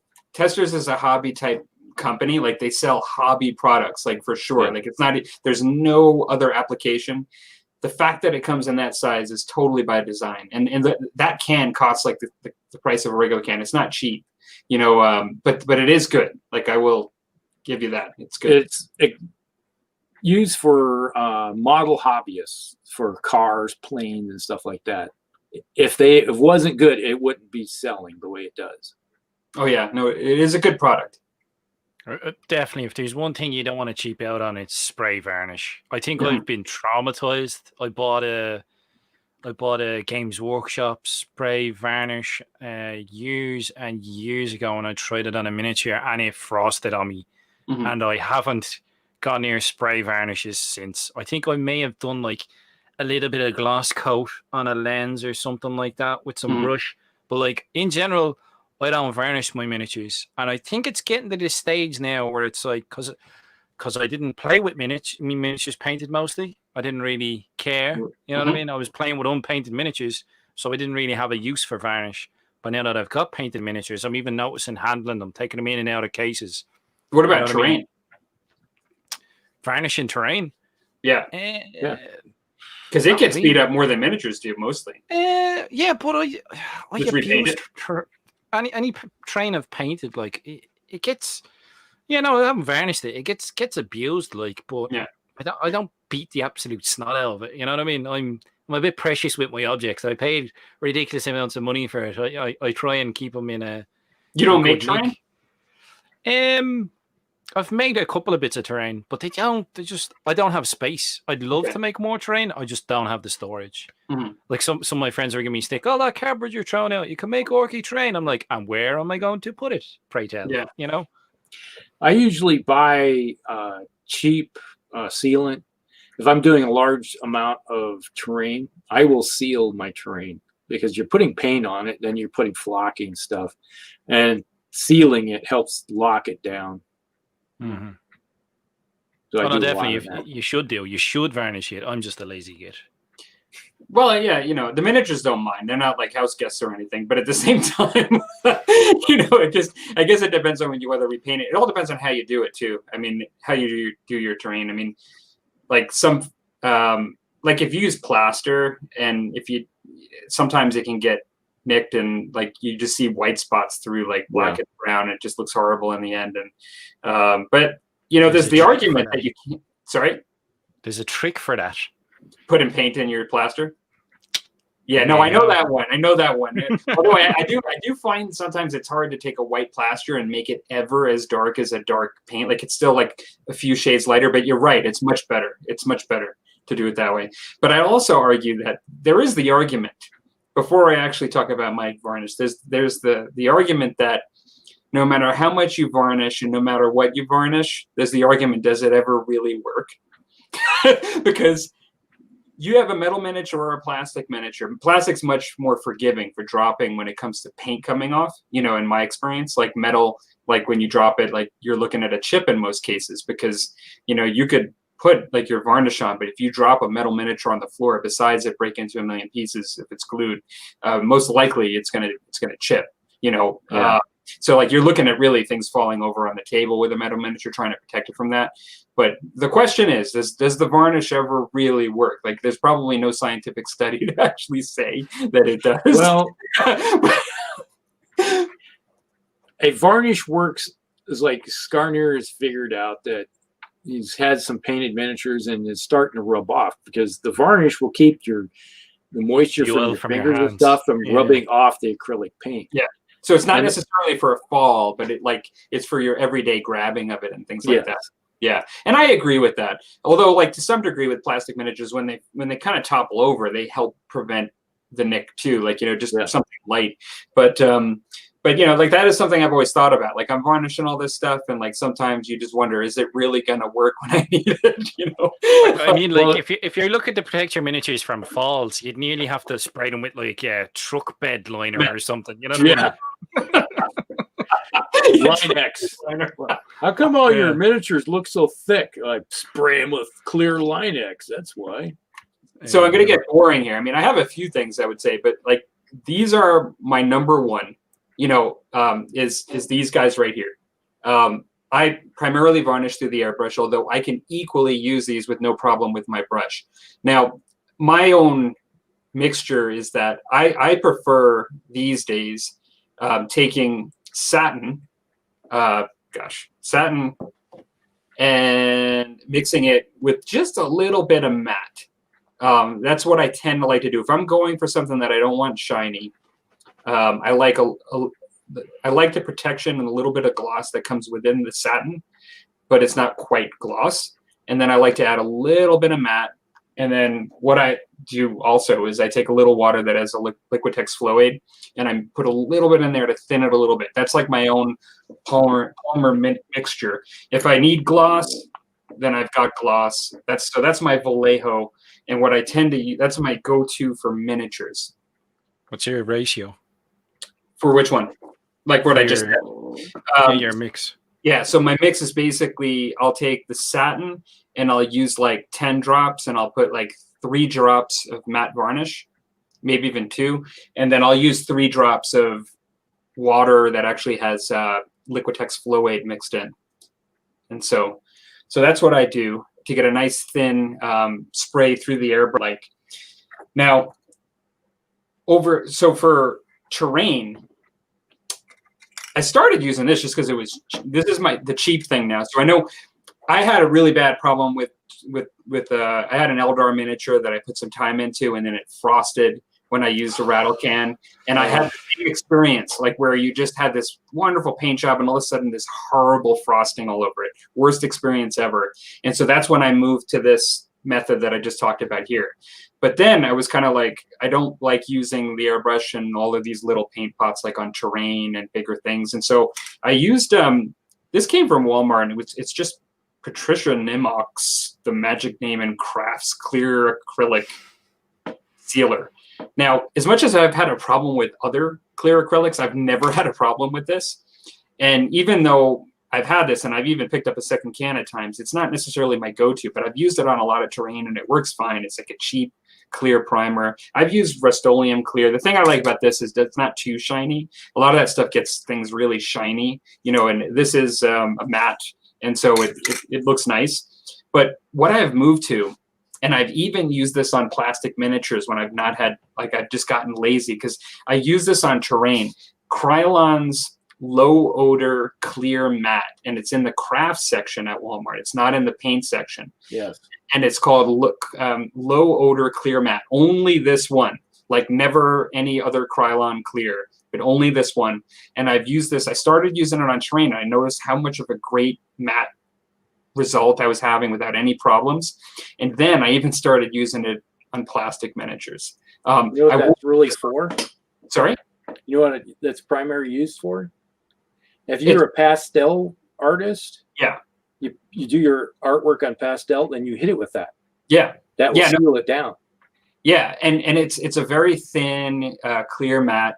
And I won't, because it's so like thin, and because of, I won't use it on metal. Like I'll still use my, and I do a lot of metal miniatures. I use my normal Vallejo, but occasionally, like all my marble stuff I've done recently, I've used this on the plastic marble stuff. And I've never ever had a problem with this frosting. And I even looked it up online, and there were some other people that kind of pointed to this within the miniature hobby as a little bit of a gold nugget, good find, gold nugget there, And so I've now been a repeat buyer on this. And if I'm there, I'll pick this stuff up just to spray on terrain still. But that's about it for rattle can, for varnish for me. And I still, with anything that's precious, like my metal miniatures, like my musket, and like my French Indian War stuff, or my Infinity, like I will use this stuff, any metal miniatures, for sure. I see Vic's Miniatures put in a comment for something that I've heard of as well, where people will paint their miniatures in gloss for the protection, and then they'll hit it with a mat and just mat it down. Yeah. Yeah, I've heard of that as well. I haven't experimented with it myself. I think it definitely works. I've done it. It just, I'm lazy too. Like, it's just like doing 2 rounds of varnishing, you know, like it totally works. And I oftentimes will do that when I will oftentimes gloss for an effect where I'll try to draw in washes into the crevices, or I'll do even a matte first and put a little bit of gloss to make something shine afterwards. Yeah. And so I will do that, both of them, for different reasons. But as a matter of course, I prefer one step. But just because I'm lazy, like, not because it's better or anything like that. We got a whole bunch of comments we probably should catch up on here. Go for it. All right, we've heard that you shouldn't store your brushes standing up because water drains down in it. Yes, that will cause the brushes problems. Always either lay them flat or upside down. That's typically how I do it. You know, the Klenkskis are kept in their box sideways. Yes. Heard that. And the opus too, your favorite ones. Upside down. Oh yeah. Think of fucking. Ever heard that a cup with a hair tie wrapped around keeps them upside down so the water drips out? Yeah. That's a good Lots trick. of different ways.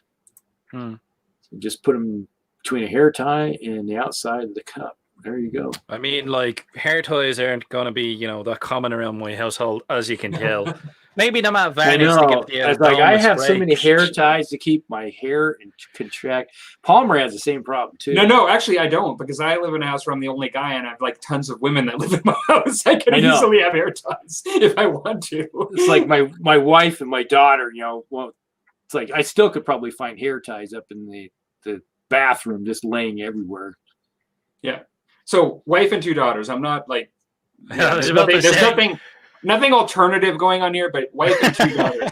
So I'm like, there's tons of women. That's why I'm playing with miniatures. You know, some serious questions will be asked when you're caught, you know, taking it out of the bathroom or whatever. It's like, what's going on here? What's the hair tie? You have no hair. Don't ask. Or you know, if he decides to gamble with the makeup brushes, I hear are really good for weathering. If you're a brave soul, you know what I mean, you can go on a salvage hunt, but good luck to you if you're caught. It's like you go into, it's like, I need some makeup brushes. It's like they look at you. You know, the thing is that at this point, there's almost nothing I could take and say that it's for the hobby that wouldn't surprise them at this point. Like, they've seen it all. Yeah. Well, yeah, no, I've honestly like for millions of things, like, you know, I particularly jars, like, that's a good jar. Don't throw that away. Yeah. It's like, there was one time I went to my wife, like, all right, where's your hairspray at? It's like, my hairspray. I need it for a hobby project. She was like, a hobby project? Yeah. I started explaining. It's like, don't talk about it. Just take it. Yeah, like there was some cleaner bought for the household. It's called Pink Stuff. That was bought on the cheap, and it comes in like paste and cream form. And I nicked the tub. I was like, can I have that tub? I want to try it out. And that's what I'm doing. I'm trying to strip paint off of an armor cast mech's foot and trying it on the underneath. But it's another one of those, you know, what are you taking that for? It's like, I just want to try out my hobby. You know what I mean? Yeah, but it could be like hair dryers, makeup brushes, hair bands, anything. Like, where's my cleaning product gone? I've no idea. I don't know what you're talking about. The funny thing, though, is that, and I don't know if you guys have experienced this, but after many years of being the one to always say, like, save that for me, or I'm going to take that, or I'm going to do this, with all the tools I've collected over the years in my hobby room, like all the various glues, all of like the various types of instruments, you know, like tools for sculpting and for like this and for that, and even stuff, I find lately it's starting to get to the point where somebody will ask for something to be fixed, or they'll need something, and I'll always have it in the hobby room. It's starting. Something gets broken and needs to be glued, I can guarantee, since I was like 9 years old, it was always handed to me to be glued back together. Dwayne always has super glue. Yeah, well, there you go. And even like my daughters, like, are both doing various art things at times for school and stuff, and so it's starting to become that, like, my hobby room is actually a bit of a hub of having everything you need for like every little thing, you know, like when it comes to anything like that. Yeah. So as much as it's the one way where we're always grabbing everything, like for other stuff, I've amassed this sort of tool shed, you know. Ooh, I heard that. Is that number 2? He's broke into the second glass. All right. Oh, we're polishing this bottle off tonight, lads. That's It's right. happening. That's not going to be there for the next Musty show that you actually join. I'll have to acquire more alcohol.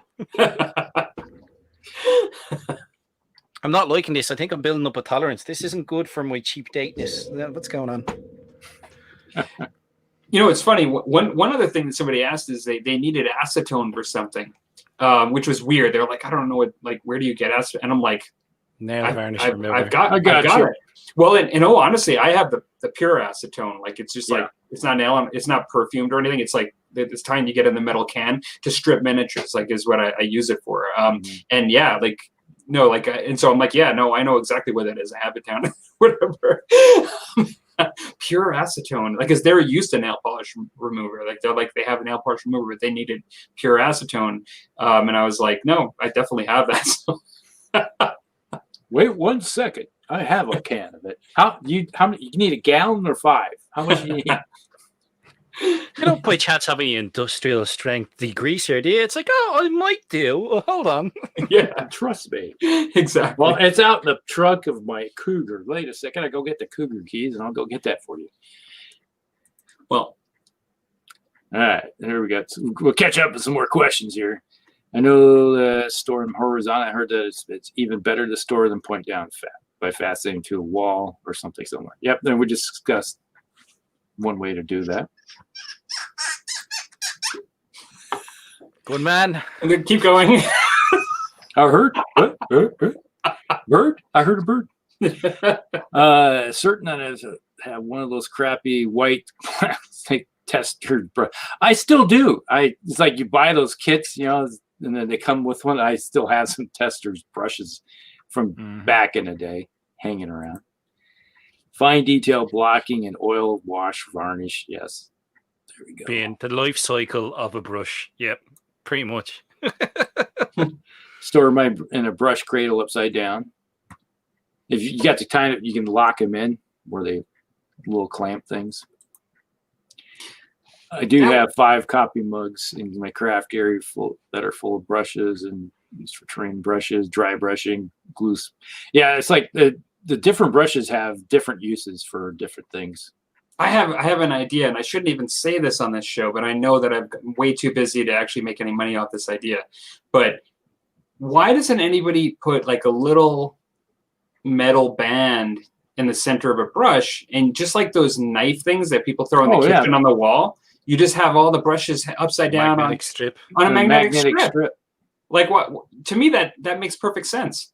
Like, if we want to hang them upside down, rather than like sticking them in something, like, you know, just whatever, just have them all just bap, bap, bap, bap, bap, like right on your thing there. Like, that seems to make perfect sense to me. You know what would be even better is if you have the metal handles and then you just have a screw-on tip with the different things. You know, that would be a way of marketing them, you know. Mm-hmm. So maybe we will do the Musty Wargamers magnetic brush line. There we go. That's the only way to make sure that nobody steals the idea here. The Musty Wargamers plastic crake. There you go, a bit of poster tech. That'll sort it out for you. There we go. You know what I mean? Yeah. There you go. The bootleg version. Favorite duster brush too. Yeah, everybody has their favorite brush that just is the go-to. So we got one more topic still, and while you're doing that, I'm going to grab my Infinity miniatures just for the end of the show, just because I know Jesse's made another comment. I'm just going to grab a couple just to bring over. You must be way down there because I haven't made it yet. No, it's at the end actually. Okay. Watercolor brushes are great for acrylic painting, and that's the primary go-to because I'm a watercolor artist. I always look at it from that perspective of how to do stuff. I use synthetic for my oil painting. Yeah. The only problem with synthetics is that a lot of times I found that when you're using oil painting is that when you're cleaning them, the cleaner is rough on them sometimes. Don't you need to use Oregon, like no sales methylated tax. spirits? One of those weird states that doesn't have sales tax. Hmm. Liquitex gloss, matte varnish, thin appropriately. Yes. Catching up with Palmer's discussion earlier, I guess. Need to reapply after a while because of handling. Okay. Now, when we were talking about how you get all that fogging and everything, that is because either if you seal your stuff in a high humidity, or you put it on too heavy and it glazes. So when you're sealing your stuff, it's the same as priming. Keep it at a distance. Looks like some guys from... Those are some pano there. Pano. See if I can... This is just my Q cam here. Not the greatest photography. I do have some of these on my YouTube channel, although, where I've displayed them. But that's some pano. You mentioned you do some pano. Yeah, that's a Father Knight, and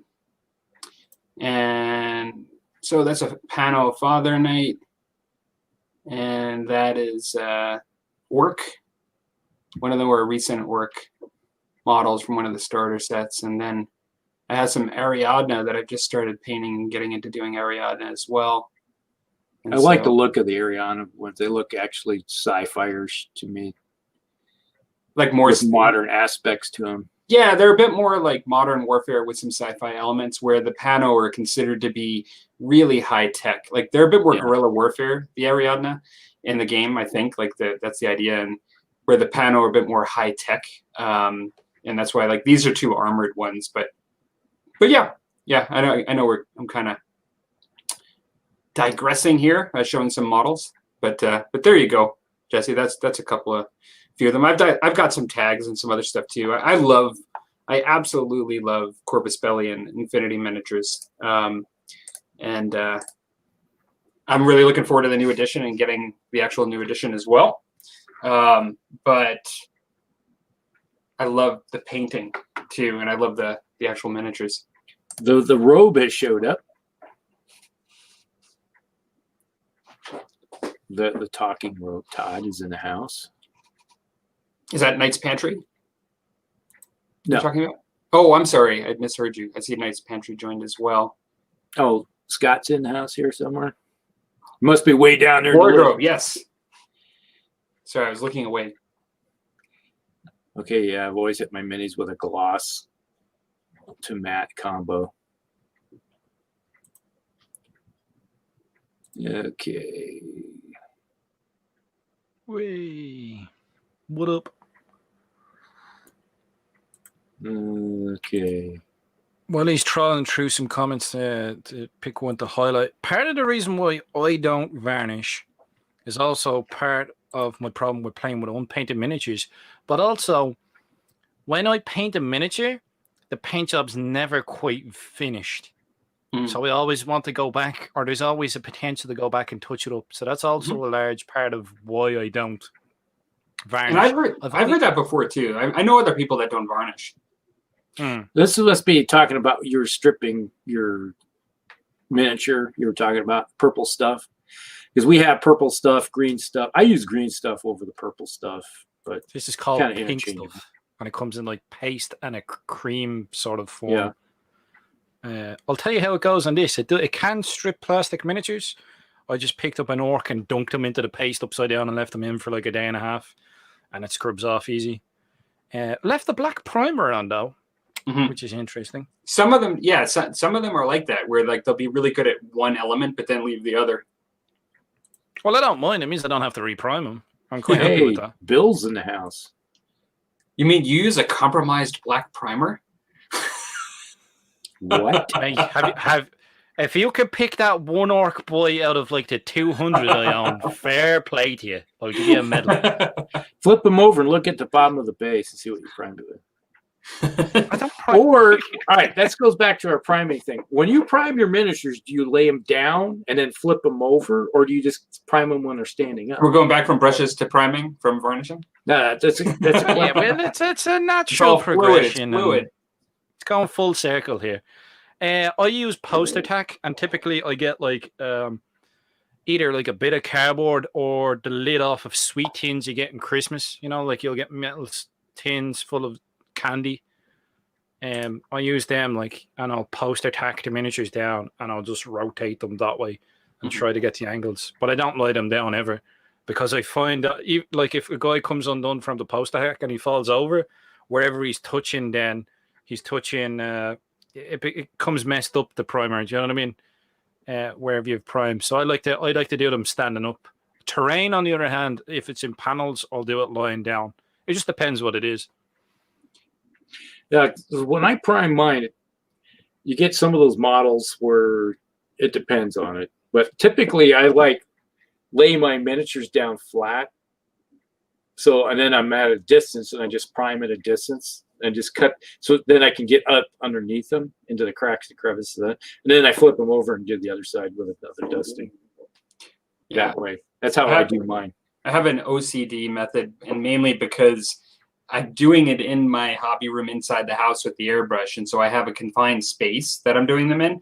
And so what I'll do is I'll spray them, and then I do it 4 times. I just rotate each miniature 25% and spray until I've done it all around. But then, because I don't get underneath like you guys are talking about and flip them over, what I will do is I'll grab each one and do just a quick underneath of each one, and then it's done. Like each one, like my last step is I do each individual miniature, but just the areas that I've missed, like going around. So so it's basically 5 steps, like front, back, left, right, and then finish it off, put it aside.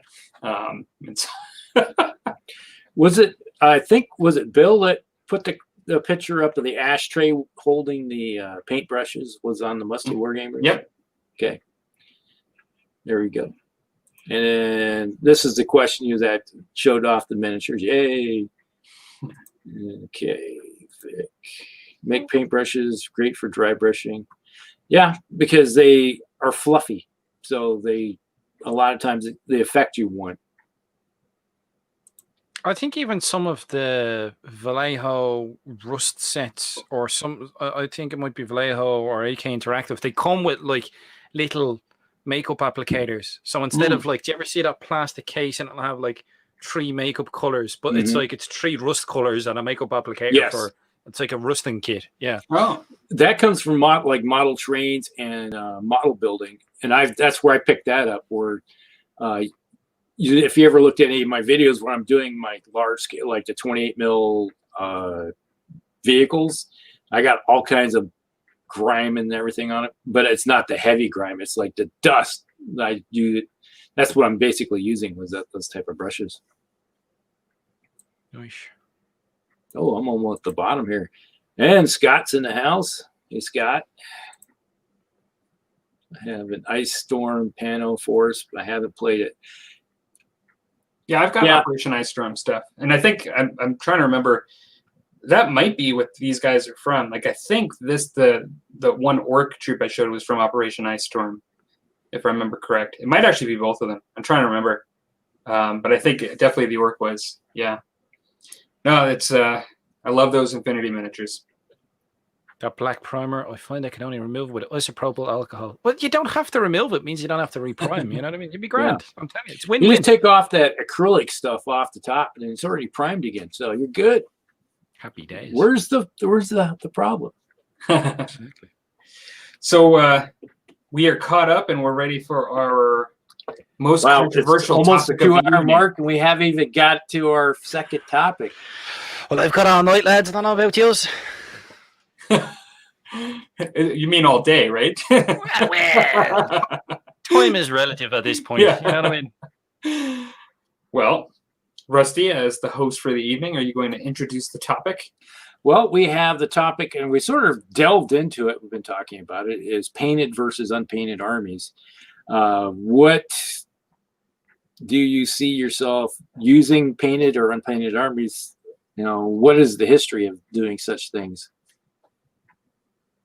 Myself personally, I've mostly throughout my wargaming career, we'll say. So I've been wargaming since about 97. I know I'm a young whippersnapper compared to some of you out there, but yeah, we're getting there.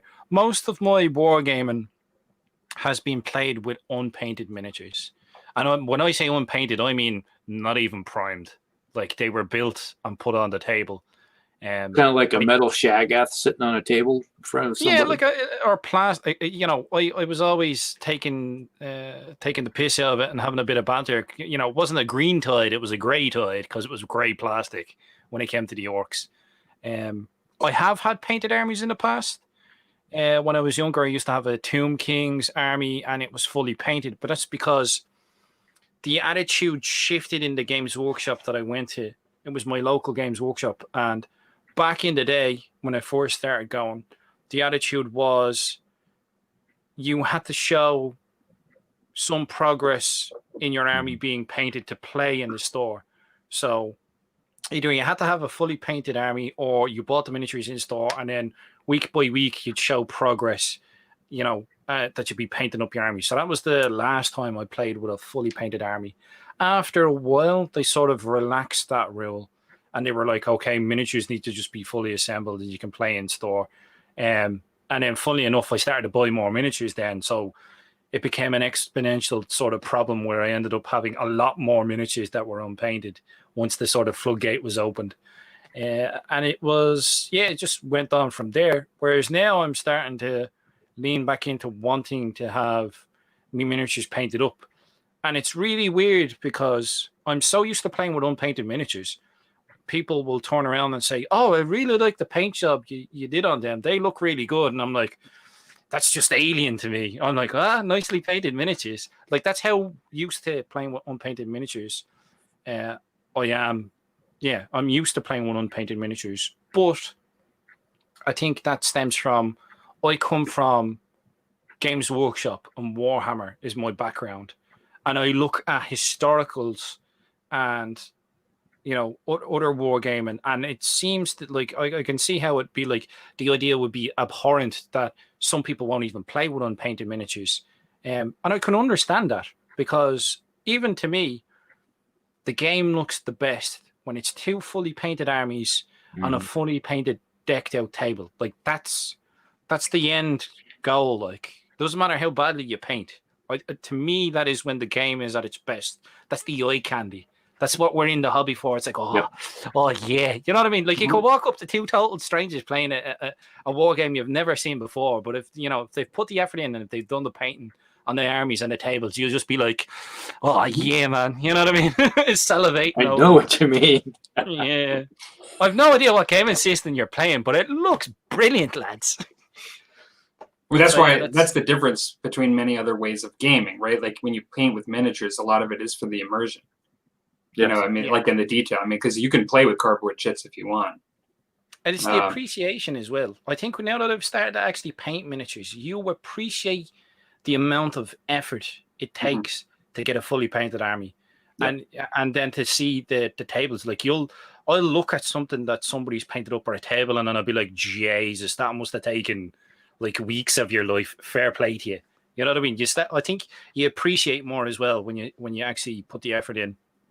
How many hours of your life and days and weeks and months have gone into putting something on a table? It's like the last fully painted armies, like Dan Booman and I, we played right here with our last game. And we were just talking, was it last night, saying, when are we going to get back together? We're talking maybe next month or December, we're going to get another American War of Independence game in.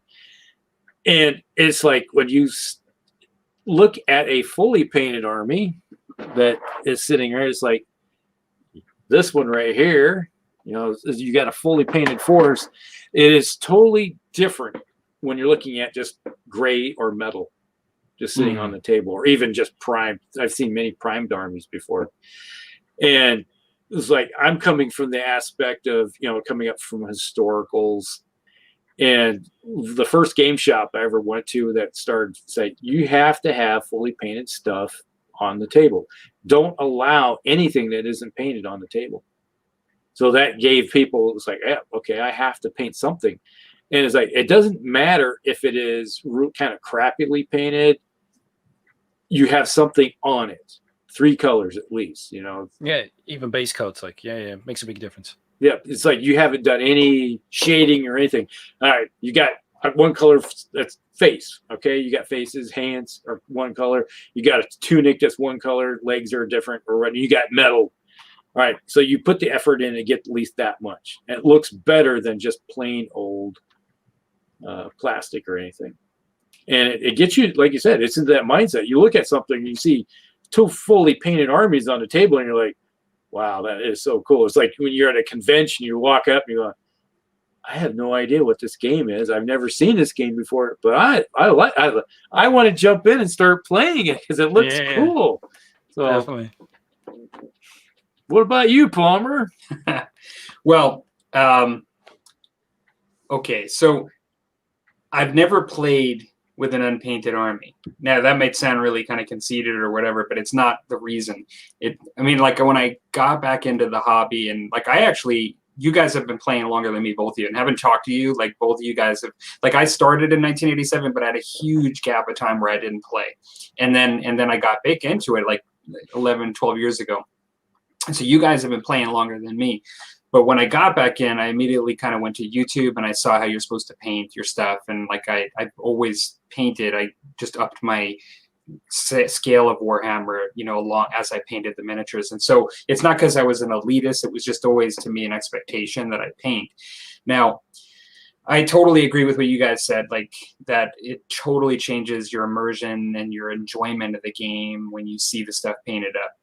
I won't play with unpainted miniatures, and part of that is that I'd have to say that I'm 75% painter and 25% gamer if I had to combine the two. And I think that's a big part of it because I have friends that are on both sides of that equation, and the ones that are more gamers at times do want to get stuff quicker on the table to try different games out. And they're not, because they're not in their heads painters as much as they're war gamers and strategists, they don't always see it as heavily as the ones that sway towards the painting side.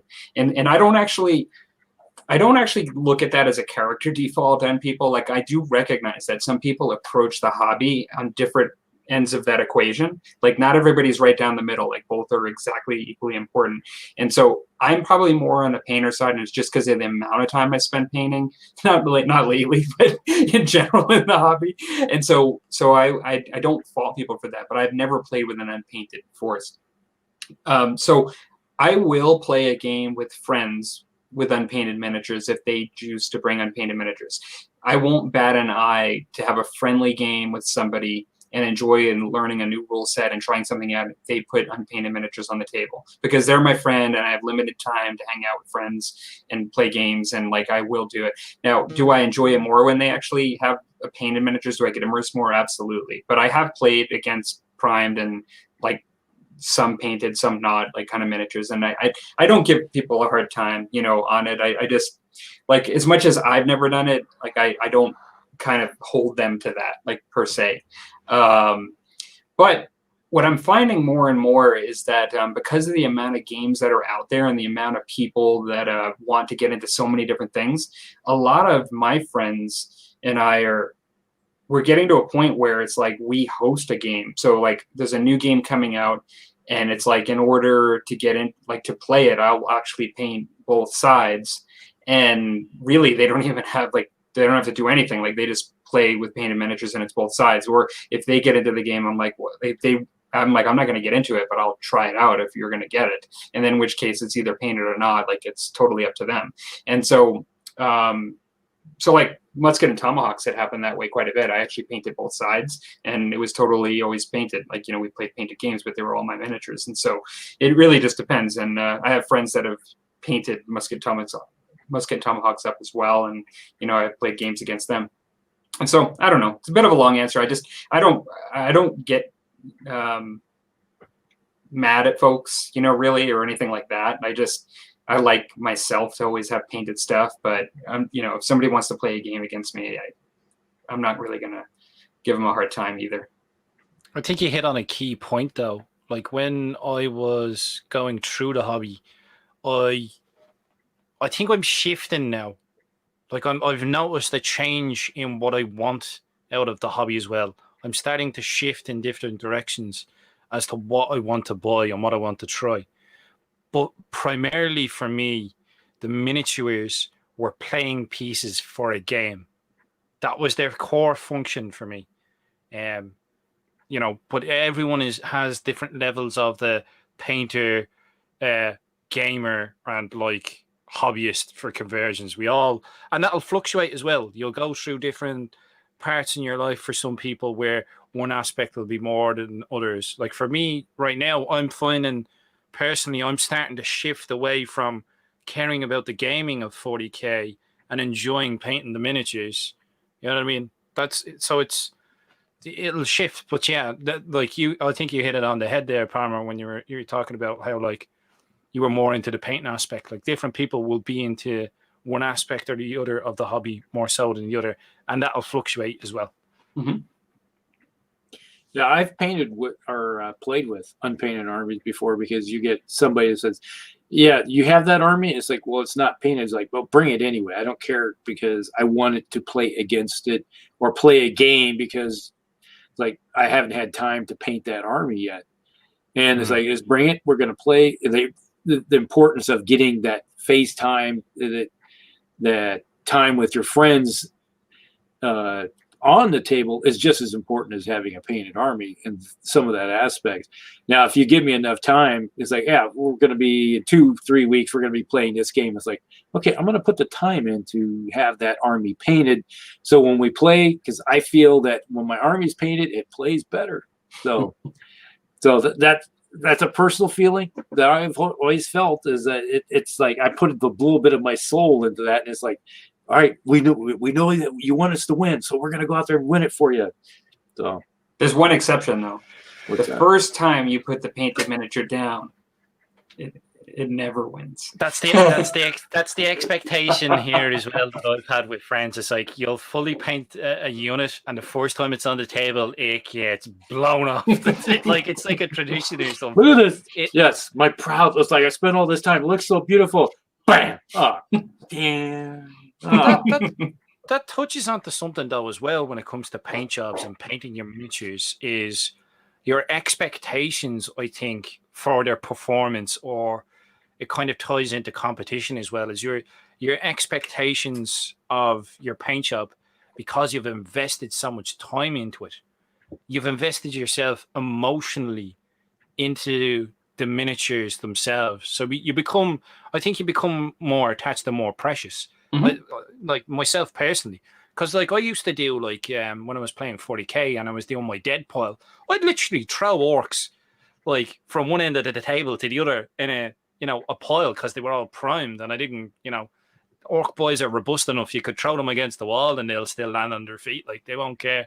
Whereas now that I've painted them, I'll be like, I'll put them down on the tray of the dead. I won't be as blasé with them. So it's just interesting. I find like the psychology of it interesting. It's kind of like the IKEA effect. You're more attached to IKEA furniture because you built it yourself. Yeah. As opposed to if you were to buy the same furniture already built. It's part of the strategy of selling it to us, is that we become invested in it. But it's interesting how that plays on having a painted army and not having a painted army. And yeah, it's just, there's a lot of lines that attach. You know what I mean? So now when you're at the game shop and somebody comes in with their 7-year-old, and the 7-year-old sees your army and then like just does like a bead towards your army, you feel a different level of stress that comes up. I don't know, because I haven't had it happen to me. No, I have. It will. I'm not too precious with my miniatures. Like I have replacements. I don't game with anything that I can't really replace. Like I have a lot of orcs. Yeah. so way too many, if I'm being honest. The best thing you can do, in my experience, and I realize we're getting off topic. For those of you, how you're going, is this number 2 or 3? Number 2. Okay. So the best thing you can do because to not actually get into a fight with the dad or mom or whatever, is to 1, smile. Okay. 2, directly engage the child and get right in front of them, because they don't know how to deal with a stranger. Even if they are smiling, like they'll stop kind of like as a stranger's right in front of them, you know, and say, these are for seeing and not touching. That's what I do.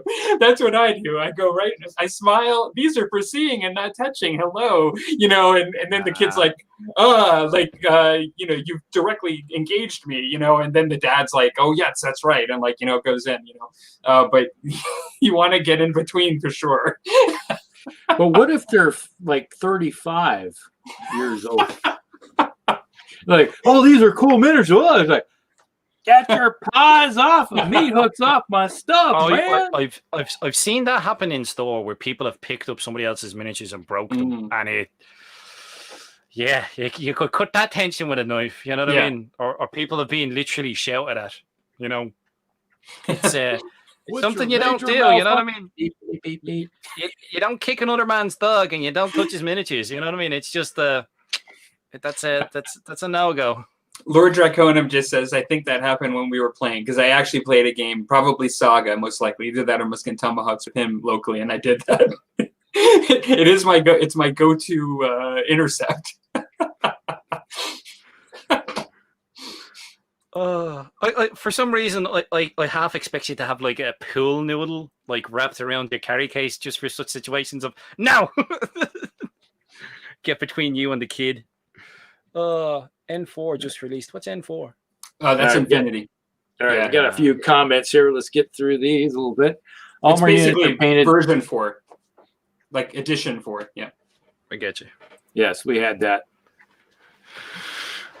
Okay, we had it's like all your units are painted before they go on the table. That's a mindset I always like to have. Is like I prefer them to be painted one way or the other to get them on the table. And Bill says, I always use painted armies. Well, primer is paint. So technically, it's like when someone's like, well, they need painted. Well, I put primer on them. That's paint, isn't it? Like, I've heard that one before. And somebody put, one time, they took 3 colors of primer. Black, white, and red or something like that. Like, it's got 3 colors on it. What are you complaining about? Like, oh, that's not exactly what they're talking about, having 3 colors, but 3-color minimum for the tournaments. Yeah. Controversial topic. Is something always better than nothing? The reason I say, would manufacturers sell their product instead of showing the gray like render, like if they showed just like googly eyes with big white dots for eyes with black in the middle and like just like sprayed like 3 times like that, would that be better? Or like one big eye, one little pointy black point. Do we dare not encourage people to paint? Or I always appreciate the effort, regardless of the results. Yeah, okay, that's a good answer. Yeah. So I don't care too much if my opponent paints or doesn't. That's the thing, is like if you're playing a game, if your opponent doesn't want to put any effort into it and you do, that's if there's no rules at the shop or anything to say you have to have played with painted armies and you do, now you can't complain, right? Mm-hmm. You're playing against somebody. That's what's important. Yeah, that's that social contract of playing with each other. Then there's that minor contract, like I would like you to have painted armies too because it looks more majestic, but that's okay.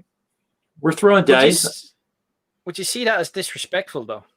Them not throwing. If you play the same guy again and again and again, and he doesn't put the effort in on the painting, like, would you see that as disrespectful, taking into account you've done a good spread? Like, yeah, it's like you're putting all the effort in. It's like 50% of the table really looks nice, and they don't put any effort into it.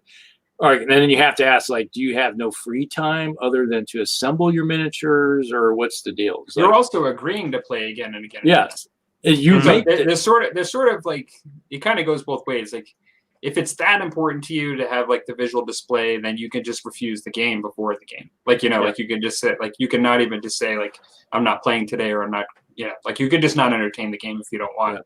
To me, once I actually get, I love seeing the visual and like when it all comes together, like your opponent paints and you paint, there's no replacing that. Like that's when like the magic of you seeing the story kind of like happens. But at the end of the day, like sometimes you just want to work the rules and play your game, and just like there's a value to just playing the game too. Like as much as I'm a painter first, there's some games I really get into and I actually want to just try it out, you know, because I don't get to game that much or whatever. And so there's a value to just playing the game, but I totally agree that the magic happens when it all kind of comes together. That definitely is like when you have the total package together, it's like it's more and more enjoyable. It's like Christmas Day in a way. It's like, yeah, I'm get down and wrap this. I spent all this time and working on it, and now I get down and wrap it and destroy it. You know, but it's like on Christmas when it snows. Yes, there you go. With eggnog, with rum in it or something. Okay, Mel has it. Painted miniatures for me, especially historicals.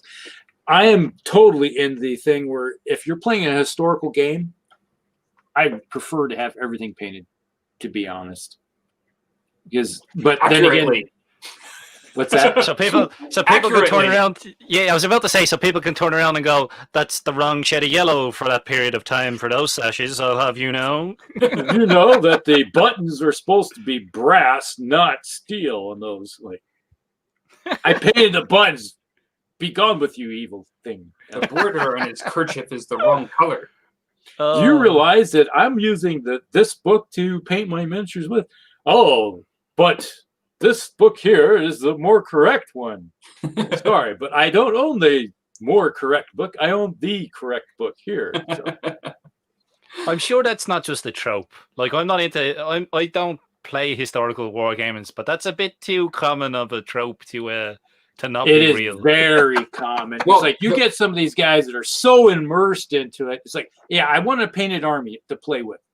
But you get some of these guys that take it to a level beyond. It's like, were you actually in that battle? So you know what those uniforms look like specifically? Well, no. Okay, then.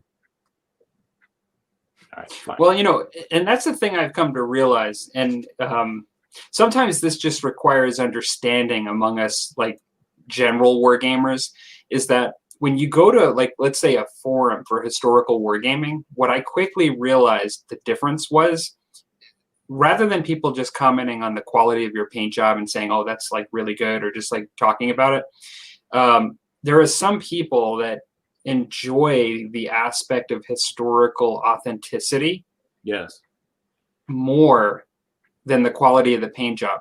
Like people that are into history, they're not necessarily bad people. Like people that are into history sometimes just really enjoy understanding the history. And part of that is the uniform.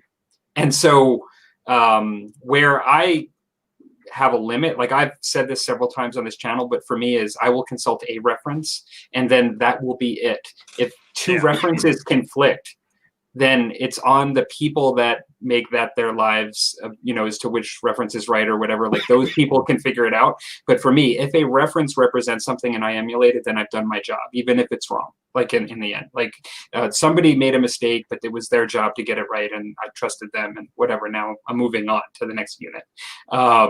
But some people really enjoy understanding and knowing like the historical accuracy of things, and that's their hobby. Like, and so I've come to understand that, and I've come to at times not participate in it. You know, like I just don't post there anymore because I realize there's a bunch of people there that's what they're looking for. And so, yeah, like I guess I've come to just try to understand both sides of it, you know, whereas before, like I would just kind of make fun of them, and I still, you know, like before I'd be like, you're just way too uptight, like button counter or whatever. Like, you know, you're just way too uptight. Like that's the kind of normal wargamer kind of joke about it. But what I've come to realize, because I do enjoy the historical stuff and researching a little bit and painting it, but I just don't go that far, you know, and some people, that's what they really like they like, you look at some of their paint jobs and they're horrendous. I mean, like, honestly, I don't thinking that I'm like the best painter in the world, but like you can have some people that are amazingly accurate in their historical detail, but they don't spend any time like on like trying to paint better, you know. And it's just, they got the colors in the right place, but it looks like crap. Yeah, and then some people have both, right? Like they're just really good painters, and they also like to do that, you know. So it sounds like in historical wargaming, research is another aspect of the hobby. So the way we were talking about, you might be more into the gaming, or you might be more into the painting. So it sounds like there's another category that's added onto historical wargaming that I like. Me coming from like a Games Workshop and typical like fantasy and sci-fi, like I'm not used to that. You know what I mean? I'm not like I can remember Curtis talking about researching a unit beforehand and really enjoying it, like really enjoying that aspect of it. So I'm not used to that part. That's usually not one of the Venn diagrams I'd fall into. But I can understand that. Yeah, I can see what you're talking about. It's another aspect of the historical wargaming that's bolted on, or a core part of it. And I'm willing to bet that in your Orky world that you are actually starting to get exposed to that too, because the history of 40K is starting to become far enough back, and there's enough factions within the orc world. Like, you know what a goth is, and like you would be able to tell somebody why somebody should have a checker pattern or not, you know, and whereas somebody that actually doesn't know anything about it may actually, you know, like the goths, I believe, are blue and like checker pattern, and like they have a historical color pattern and things like that. They'll have like white, historical sort of black and white, and you have your bad moons that are really rich, and they're like black and yellow, and like, you know, like they have their own history, and it goes back to like you know, the late 80s, you know, at this point, you know, some of this stuff, and in some ways I've noticed that even within like Warhammer communities, people are starting and can get really into the history, you know, and the lore of it, to a point that emotionally can rival the historical folks, depending on who you're talking to, and like, you know, depending. And so like, I'm sure that you know a lot of this stuff just from, you know, the length of time, and also your focus like within the hobby of like the Warhammer stuff. You might not even at times kind of think of it as being like, you know, like a big deal, but don't think it's as much of a thing for the Orc faction. I know like Space Marine players who play like Horus Heresy, that's a real, like, if you have the wrong type of power armor that wasn't around in a specific area, they'll go off on one, like, you know what I mean? They'll say to you like it isn't Horus. But I think with the Orcs faction, it's not, because it's like it goes into the history of what orcs are, what their definition has been throughout Games Workshop's history has changed. So it's like there'll be certain colors, but it's not as rigid.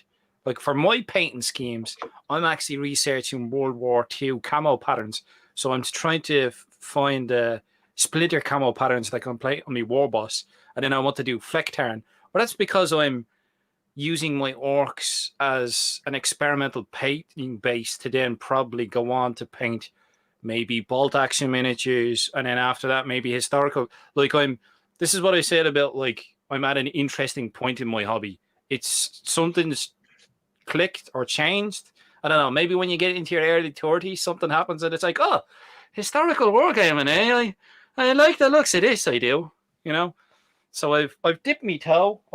This is the first sort of tiger tank I've ever owned. This is like a bolt action Oust FE. I think it's like a late war tiger. So this is the first sort of tiger tank that isn't a chibi tiger that I've got, and I want to sit down and see what colors it should be appropriate to it. So I'm starting to dip my toe into that sort of thing. But obviously, like, some people will be like, oh, it's only bolt action, but you know, I'm interested. Actually, that's a bolt action, I think, is very much a gateway historical game, like, because in the way it's designed, a lot of things, like, a lot of people like it that are coming from Games Workshop stuff, you know, and many people just never leave it. Like, they love the game. And I played the first edition. I've never played the second. I've never had a game I didn't enjoy. It was a lot of fun. Like, it really is. But I realize this is sort of a really basic thing, but if you had somebody that said they had like a Evil Sons army, and they came to, and it was like totally blue. Like, would that be totally fine, or like do you think somebody would say something? So I think some players would have a problem with it, but honestly, like me personally, no, I wouldn't care, because orcs are malleable to a certain degree. You know what I mean? And they keep changing things about it. Like, nothing's really set in stone when it comes to Games Workshop lore. They change stuff all the time. Now, if it was BattleTech, on the other hand, you know what I mean? A lot of that stuff's a lot more canonized. And that's what I really like about it, is like BattleTech is sort of a historical and a sci-fi game at the same time, because you can fight in different periods of time and have different technology. So I've different units. You could have different houses, different sub houses, units within those houses. It is just such a lot of that discussion we're having is that individuals can look at different aspects of, say, go back to painting miniatures with historicals. You can say, all right, you have this unit, but I always look at my historical miniatures sort of as a placeholder, because you can't. It's like when I was painting Napoleonics. It's like, okay, for this battle, I need this unit, this unit, this unit, this unit. So I have to paint this scheme, then I have to paint this scheme, then I have to paint this scheme, and eventually you realize, man, it's a lot. I'll be painting Napoleonic units forever and a day. And you got to the point, it's like, no, I'm just going to paint a generalized army, and this will be a placeholder for that unit. This will be a placeholder for that unit. You have to give a little bit. Is that the miniatures are going to be painted, but I have to give up some historical accuracy to put something on the table, because I don't want to have to paint 1,000 different miniatures for one battle, or battles over the course of the entire war, because they change so much when it comes to Napoleonics. And if you're on a budget, you have to have something that you're willing to give up. But you're looking at it and say, hey, I got some painted miniatures on the table. I'm happy. That's all that matters to me. I'm happy. If you're not happy about how they look, there's like they're not quite historical for that unit you're representing, that's on you in a way. You have to live with that. But I'm willing to give up some historical accuracy to be able to throw something on the table and throw dice. And that's pretty much when you look at any type of game. You look at 40K for that matter. If you're talking about Horus Heresy, it's kind of set in stone. It's like these units, let's say you're going to be painting up, let's say, Night Lords. They're going to look this way. Or if you're going to paint Death Guard, Horus Heresy era, they're going to look like this. They're not going to be the Nurgleized thing that you have, because they haven't turned yet. Yeah. Until later in the war. So you have to look at what's going to be accurate for that period of time. But if you're playing just 40K, not 30K, then your unit represent whatever chapter you get it's going to be, whatever regiment it's going to be for the Imperial Guard, or whatever it may be. So yeah. It's funny, when you mention the Horus Heresy, because I actually do love the books for the Horus Heresy stuff, and you can have those two different perspectives at times, where, like, to some people, World Eaters will just always be red, but then to others that read the books, it's like, no, I have to paint mine white and blue like they were like beforehand. And then, of course, they love the Forge World painting of some of the white and blue because of the World Eaters, because that they did like the Horus Heresy miniatures. And so then they're like, kind of like, I got to do it, based on the accuracy or whatever, not just the way they've always been since the beginning of Warhammer. And it's funny because I guess I could buy into that to some degree. I have some, for a future Old Hammer challenge, I've collected a little mass of Rogue Trader Thousand Suns, and so they're all like the original Thousand Sun. They're really called Tzeentch Renegades, and they're meant to be my force of Thousand Suns for old Hammer stuff. And I've been collecting like original dreadnoughts and things like that. And eventually one of these days I'm going to paint these up. And I kind of asked myself that, with these old miniatures, am I going to do them red like they were in the books I read from like Horus Heresy, or am I going to do them blue like after the Horus Heresy and the way they were towards the beginning?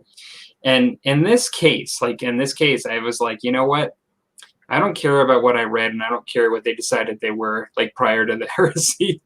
Thousand Suns, they're going to always be blue for me, so I'm going to paint them blue, like, basically, like, the way that, the way I see, they should be, just because, just that's the way I always associate them as. But depending on which side of the equation you are, whether it's, like, this accuracy thing or needing to identify with the history of, like, the story and all that, or is it that, like, an emotional thing, like, like, this is the way you think they should be, and so it's kind of interesting. Let's crank out some of these comments that we have here. All right, then we have, I play games because I look at, like, yeah, it's like when I paint something, I like looking at it because I put the time into it. It's on the table, and I enjoy looking at it, even though I'm looking at it from the back side of it. I spend all the time looking at the front side of it. Now I can look at the back side. I have tons of unpainted miniatures, but when I play, they are always painted.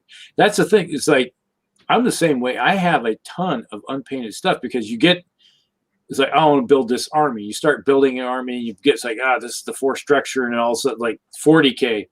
I got this army. I built it up the way I want it. It's going to work great for this edition. And then they change edition. You're like, okay, this is not going to work for this edition. And then it just lose kind of interest, but I still have the miniatures. Palmer, can you use contrast paints on Infinity miniatures? Well, I'd say what yes. do you say? What do you say? Palmer can. The answer is Palmer can't, and the reason is I don't know how to use them. But Rusty says yes, you can, because Rusty has used contrast. You can do it. That's right. That's right. I don't know how to use contrast paints. I actually never looked into them. Like, I've still used my paints that I've always used. Have you used the wash from GW? I know about contrast paints, Rusty. I know the basic Just saying. Have you ever used the wash before? Do you know how to use a brush? Yes. I know the basic process of how they want. The answer is yes. Okay. You have your underpaint, and then you have your contrast paint that works on certain kinds to achieve an effect inside the crevices and on the raised surfaces. I understand. You're avoiding the question. Answer the question. I use a more traditional painting method, I suppose. I don't know, but tell us what we want to know. If you want, answer the question, man. This is the plug. If you watch the last Musty Wargamers on my channel, you'll find out what paints I actually use. It's and Rusty, but yeah, like, you can use contrast paints, I'm sure, on any miniature.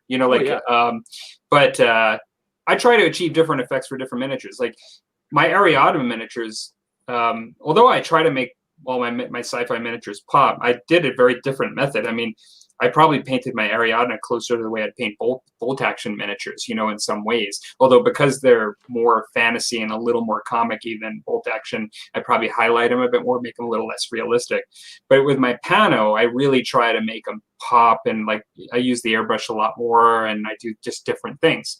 And then like my Marvel miniatures, I probably tried to make them pop more than I ever have on a miniature, like black lining, and doing, like, literally blacking out areas like you would in a comic book, and then making other areas really bright. And so it just really depends on what you're trying to achieve, I think. That's one of the things I actually love about painting.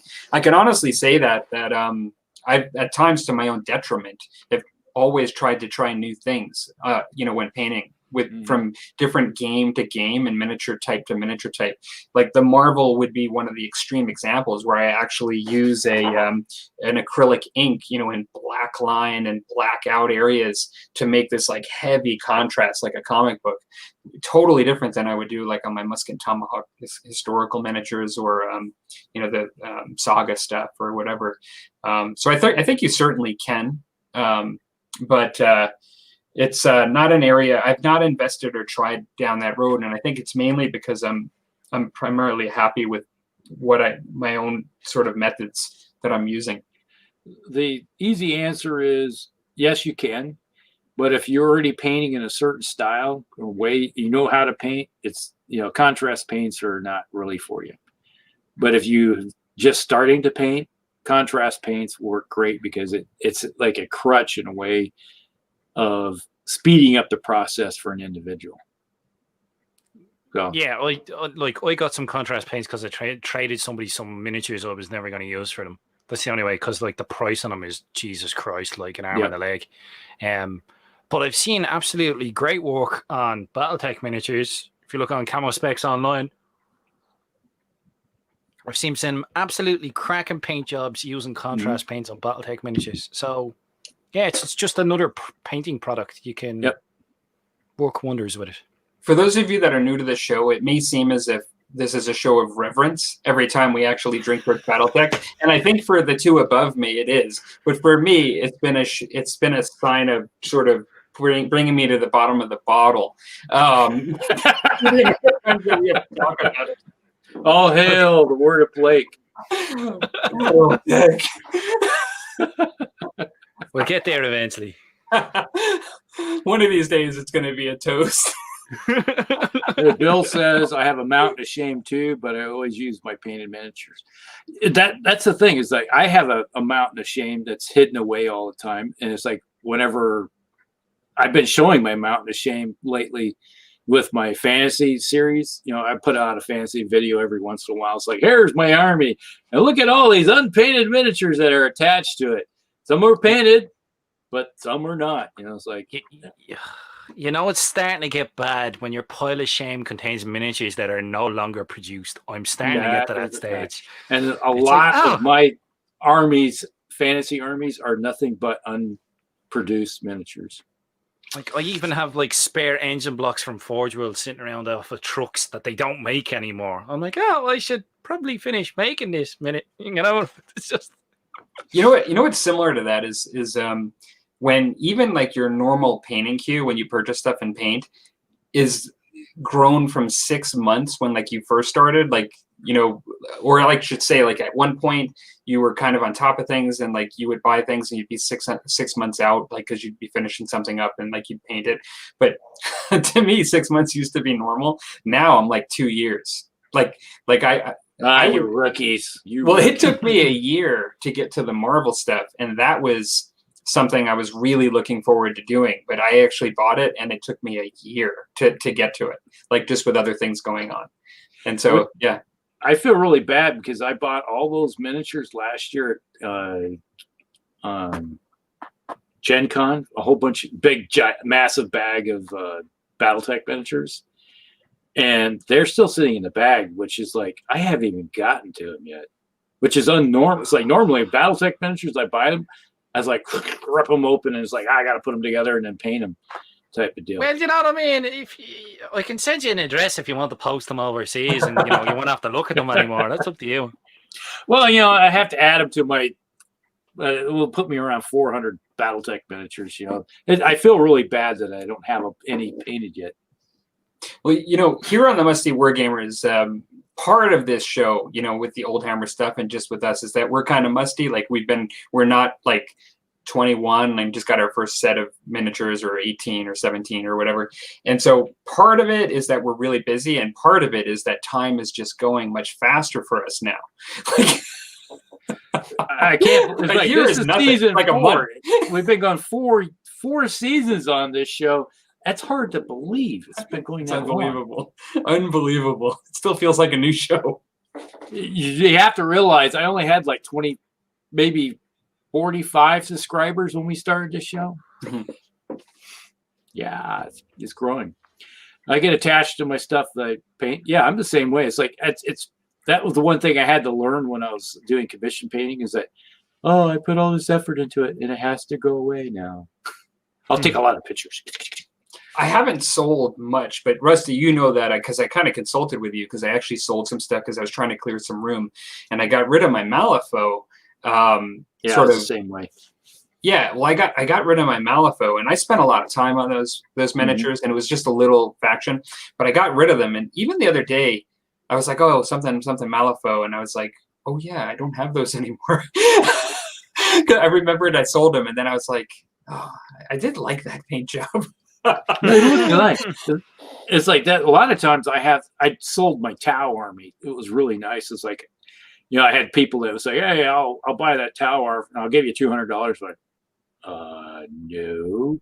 And I put it up, you know, like on eBay for like 500. And then the bidding war began because they seen it like, and I'm watching like, I wasn't expecting it. Whoa, I didn't expect it to go that. Whoa, it's even going higher. It's like, because, you got a nicely painted army. It's like sometimes people are, it's like, I want that, and you get two people that want it. And it's like, please, want it more. I like it when you want one more.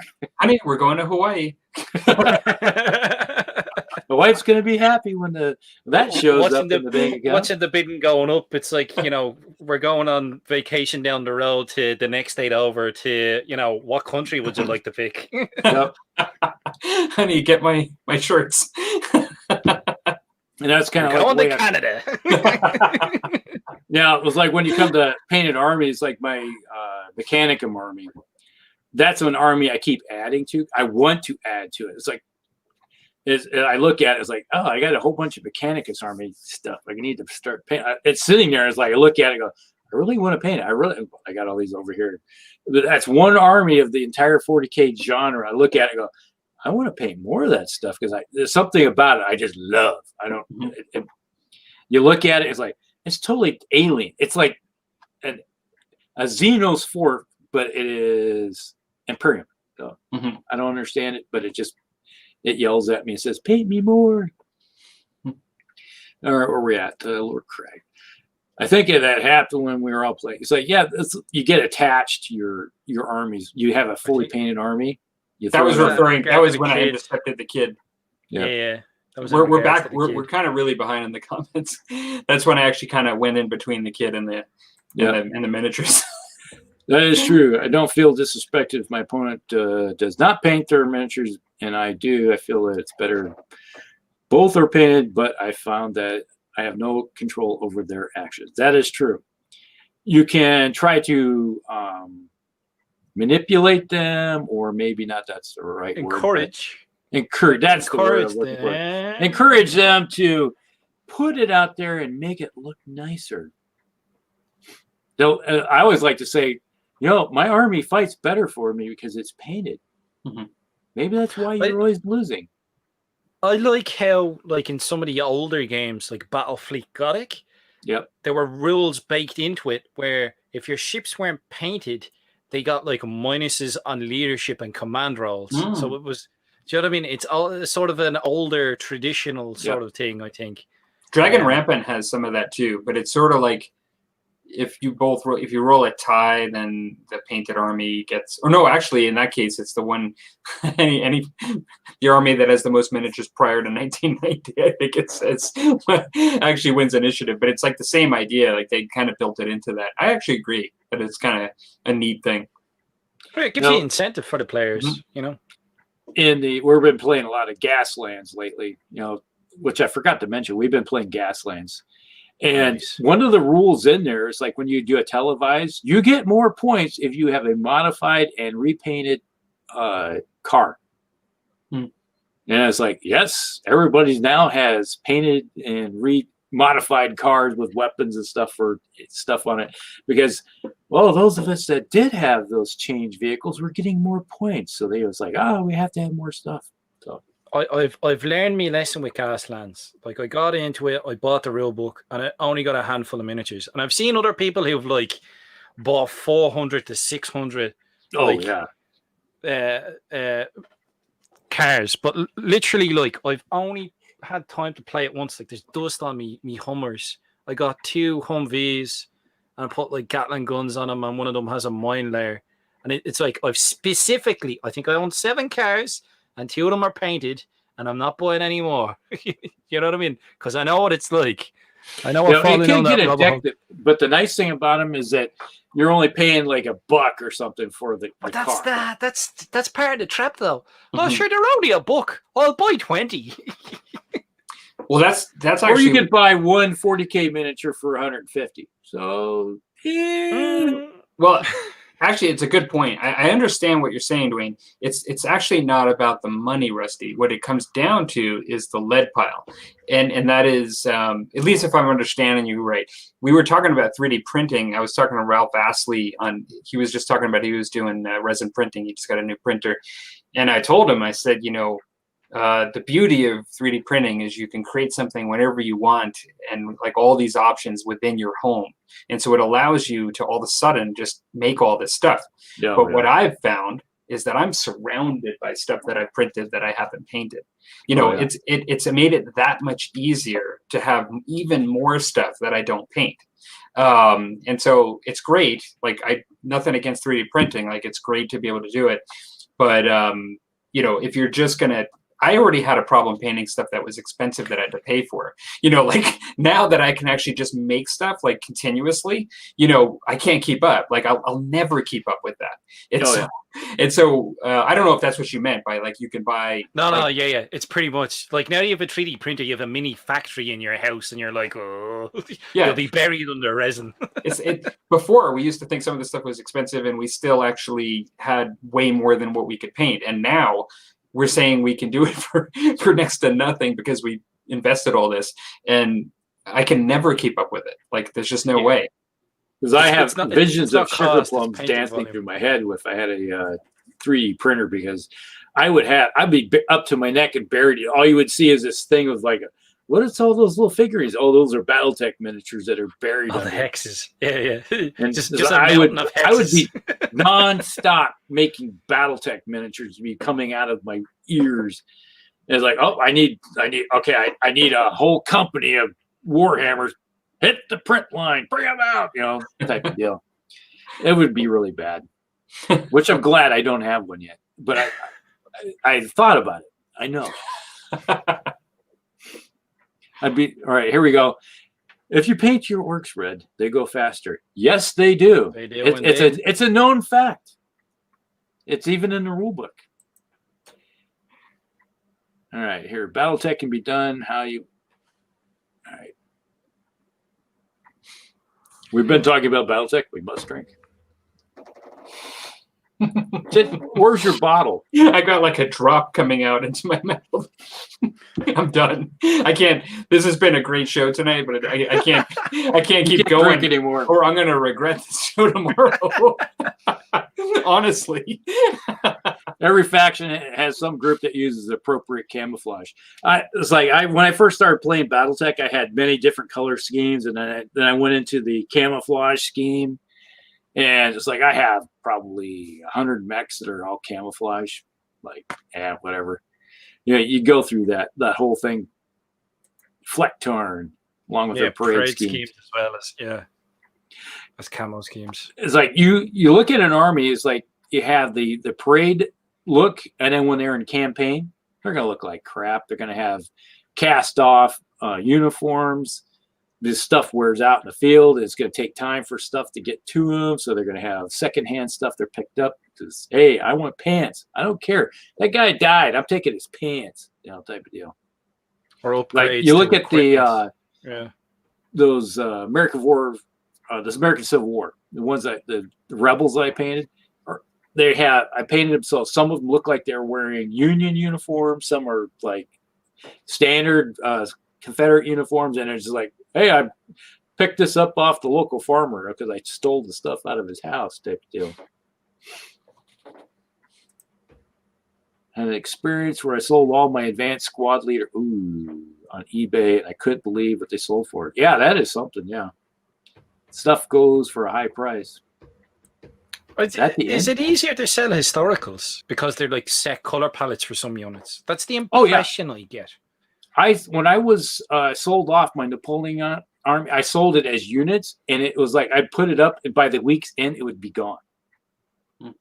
Nothing ever stayed up very long because people, it's like, I want to have a Napoleonic army, but I was like, hey, it will cost me, let's say, $15 to buy the army. That's just the miniatures, or I could spend $75 and have a fully painted unit.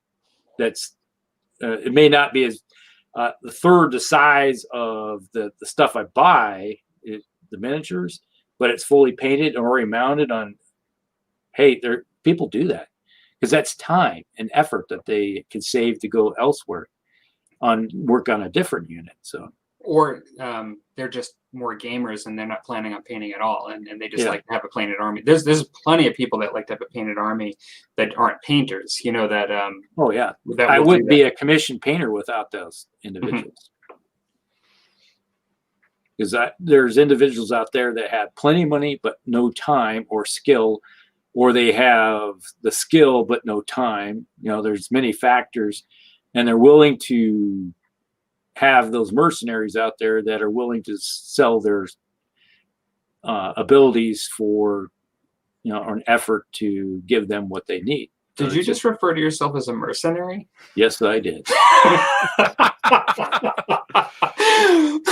Hey, I do a whole series of BattleTech about mercenary thoughts from the inner spirit. I am a mercenary, so true and true.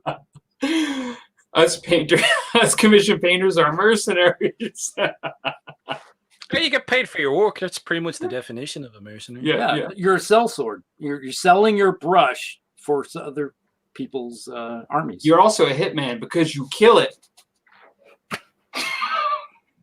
Well, that works too. Hey, it pays well too. You just can't brag about it. All right, I think that's enough scotch we for still me. got 10 people. We got 10 individuals watching the show tonight, Yeah, I think Palmer's hit his limit. Yeah, I think the show's gone on a little longer tonight than usual. Like we're at almost 3 hours. We've never gone this long. It seems like we're breaking records like every other show now. Like we're basically. You realize that talking about primers and brushes took us 2 hours. Yeah, that's true. Which is amazing. You can spend 2 hours talking about brushes. I think it's. That's the aspect of the hobby, though. You know what I mean? There's so much nuance and there's so much product for any specific aspect of our hobby. You could literally talk hours just talking about. Oh yeah, primer. We talked about everything in between too. Yeah, but that's the language just flows. You know what I mean? Along with the drinks, you know, this is bound to happen. Well, it helps that you have a lot of individuals in the comments that are talking about stuff that brings up different aspects of the hobby, and we got to talk about that too, like cutting Palmer off. The one thing he's already drank a whole bottle. It's time to cut Palmer off. The one thing is that this is all about enjoying an adult drink at home and not driving. We are against drinking and driving on the Musty Wargamers show. So there is an actual positive message here, is that you will have your drink at home and with friends, all adults over the age, no driving. That has been my motto since day one, since I've been of age at 18. So yeah. I never understood going to bars. Anybody that thinks that we're doing anything bad here, you just listen to what I just said. Yeah. Don't sell your soul as a mercenary. So on that note. Well, if anybody else had anything to say or comment, looks like we're coming up on the wrap up on our show here. Yeah. Well, 10 minutes will round it off to 3 hours, lads. You know what I mean? We might as well go for gold, you know? I'm fine with that. We can wrap up the comments and. All right. I have to look at the calendar here. Where is my calendar? Probably easier to look at my phone. Today is it is almost the 30th. You're in the 30th. I'm about ready to pop into the 30th in about 9 minutes. There you go. You might as well last until the 30th for you, lads. Yes. If there's any topic, I don't know if we're going to get much more conversation out of Palmer at this point. I think we squeezed him for all his worth. You know what I mean? Am I the only one that hit 3? Because you guys were at 2, but I'm pretty sure one of you guys got to 3. Yeah. I think You talking about 3 refills? Yeah. No, not 3 refills. I 3 still in have total. half of number 2 left. 3 in total, not 3 refills necessarily. But is yours at 46%? I don't know. Oh, now we're gonna get technical here. Yes, 46. All 70 CLs of it. There's no 70 CLs left, but definitely, yes. Mine's 50. Yours is 50. Oh, Yep. look at that! Oh, wow! He's kicking her butt at 50. Woo! I'm not trying to outdo you guys. I can put it on camera if you like, but it says 50. But yes, Palmer drank 3 bottles tonight. These are small bottles. They're very small. 50 milliliters or 450s? 200 ml. 200? Wow. Yeah. I drank a little more than you thought. All right. Our next show will be on the 12th of November on your channel. Yes. So we'll have to see if anybody wants to join us or what topic we're going to come up with. Because the last time the host came up, our guest came up with the topics on this one. So, or do you want me to come up with ideas for you? Is that what this is? Well, no, you gave us 2 topics, and it was like we spent 3 hours talking about it. Yeah. It's almost like, I'm a font of knowledge, or I just have the gift of the gab. I don't know which. The former is there or the a difference? Well, there's you could be like Cliff Clavin. You sit there and just go on and rattle on for a long period of time about something you have no idea what you're talking about. I don't think I'm that bad now. Can you pull out your alternate universe visage that you showed us earlier? The disc where you're able to show yourself from the alternate universe. Well, my apocalypse template. That's he's turned green. Now we're speaking to Skarnir from the alternate universe. There we go. I'm hoping that this is as funny tomorrow as it is tonight. Most of a bottle of whiskey later. I'll tell you, man, you had to be there. It was hilarious. I'm telling you, it was good. It didn't sound that hilarious when I watched it. Hey, you had to be there in the moment. That's what is funny.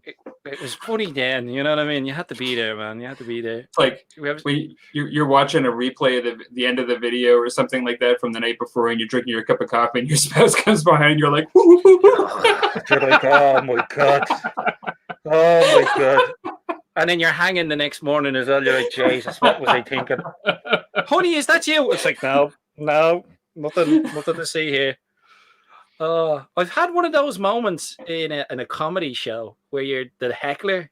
I've had one of those moments where I had a bit too much to drink and I was agreeing with the comedian. I was like, oh, look, I'm on the DVD. Yay.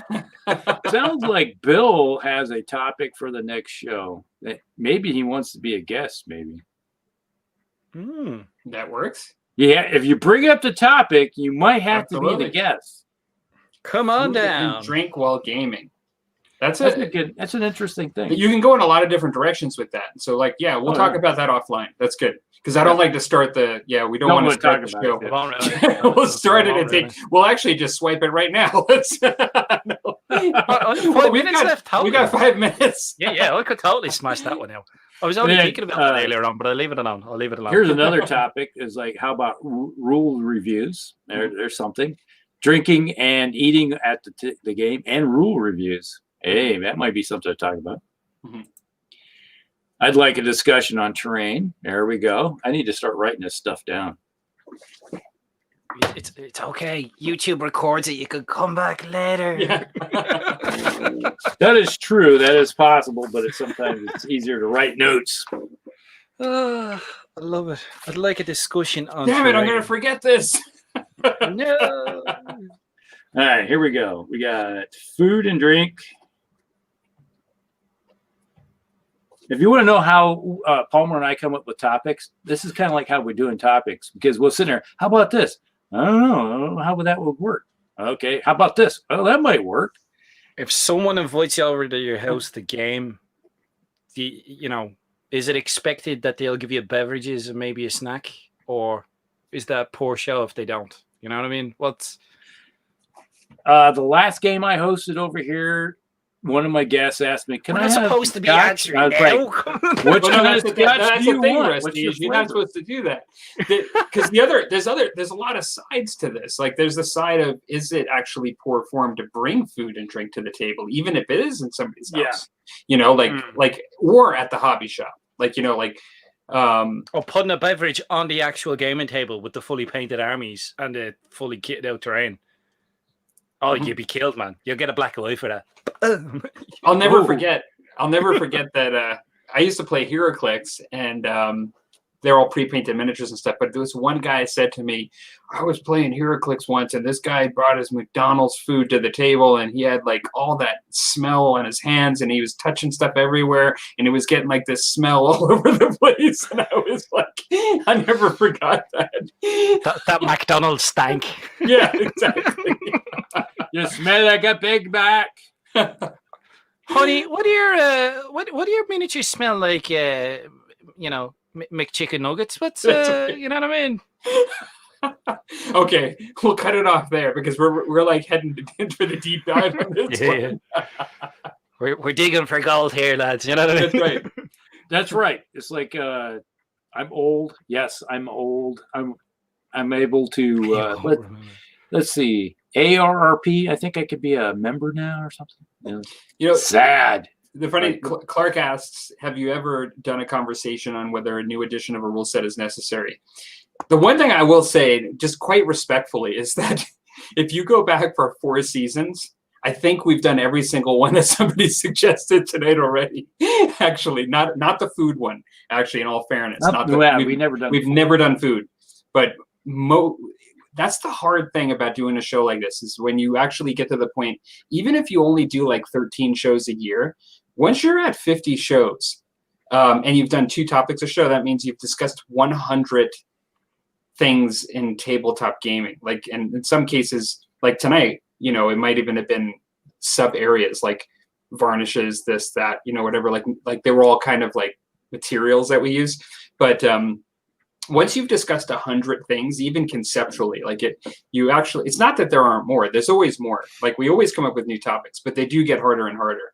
And if you look back over the 4 seasons, we have actually discussed many, many topics. And what I told Rusty is, and I don't think this is necessarily a bad thing, we discussed this recently, is that sometimes it might make sense to just do a topic and just put revisited after it, because sometimes your opinions change or new things have come out, and or sometimes different guests, your opinions change. Like 4 years ago, like because you're on season 4, you thought one way about something, and now you feel a little differently, or something you're doing is changing, and so or something out in the market is changing, and so we are actually probably going to do that, where we're actually going to go a topic, and if we've done it already, we're just going to write revisited after it, and then that just allows us to talk about something again. Like if you want, we might even be able to hunt down the first time we talked about it and put it in the description. And you can even see the first time we talked about it. Now we're going to talk about it a second time, because sometimes it makes sense. Good for your watch time. It'd be like, well, originally when I talked about it here, which you can view, and now my opinions changed, and this is why my opinions changed on such a thing. Happy New Year. Well, and it's easy for us to Friday. Like it's even for us easy for us to forget, like, let alone, it's not that we expect everybody to watch every episode of our show, but like sometimes we'll even forget that we've talked about something, because we just talk about so much. Or you'll have specific stories you'll tell again and again and again. Yeah exactly. Did I say that story last time or not? I can't remember. Was I talking about that story on your show or a different one? Or was it in that game? Here's like right, hot dogs and potato chips with unsweetened tea is our staple. That's that one polished off, gents.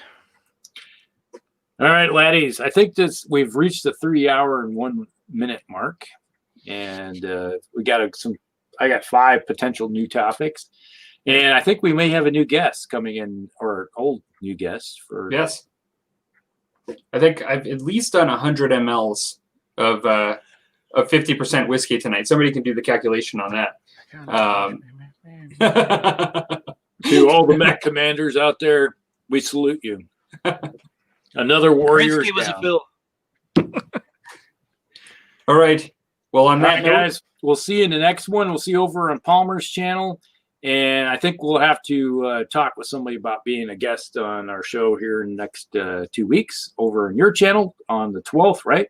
That's right. That's what I said. And we'll see y'all later. And I'm going to hit the end broadcast button, and we'll see y'all later. Good night, everybody. Thanks for joining, everybody. Pleasure. Take care. Bye.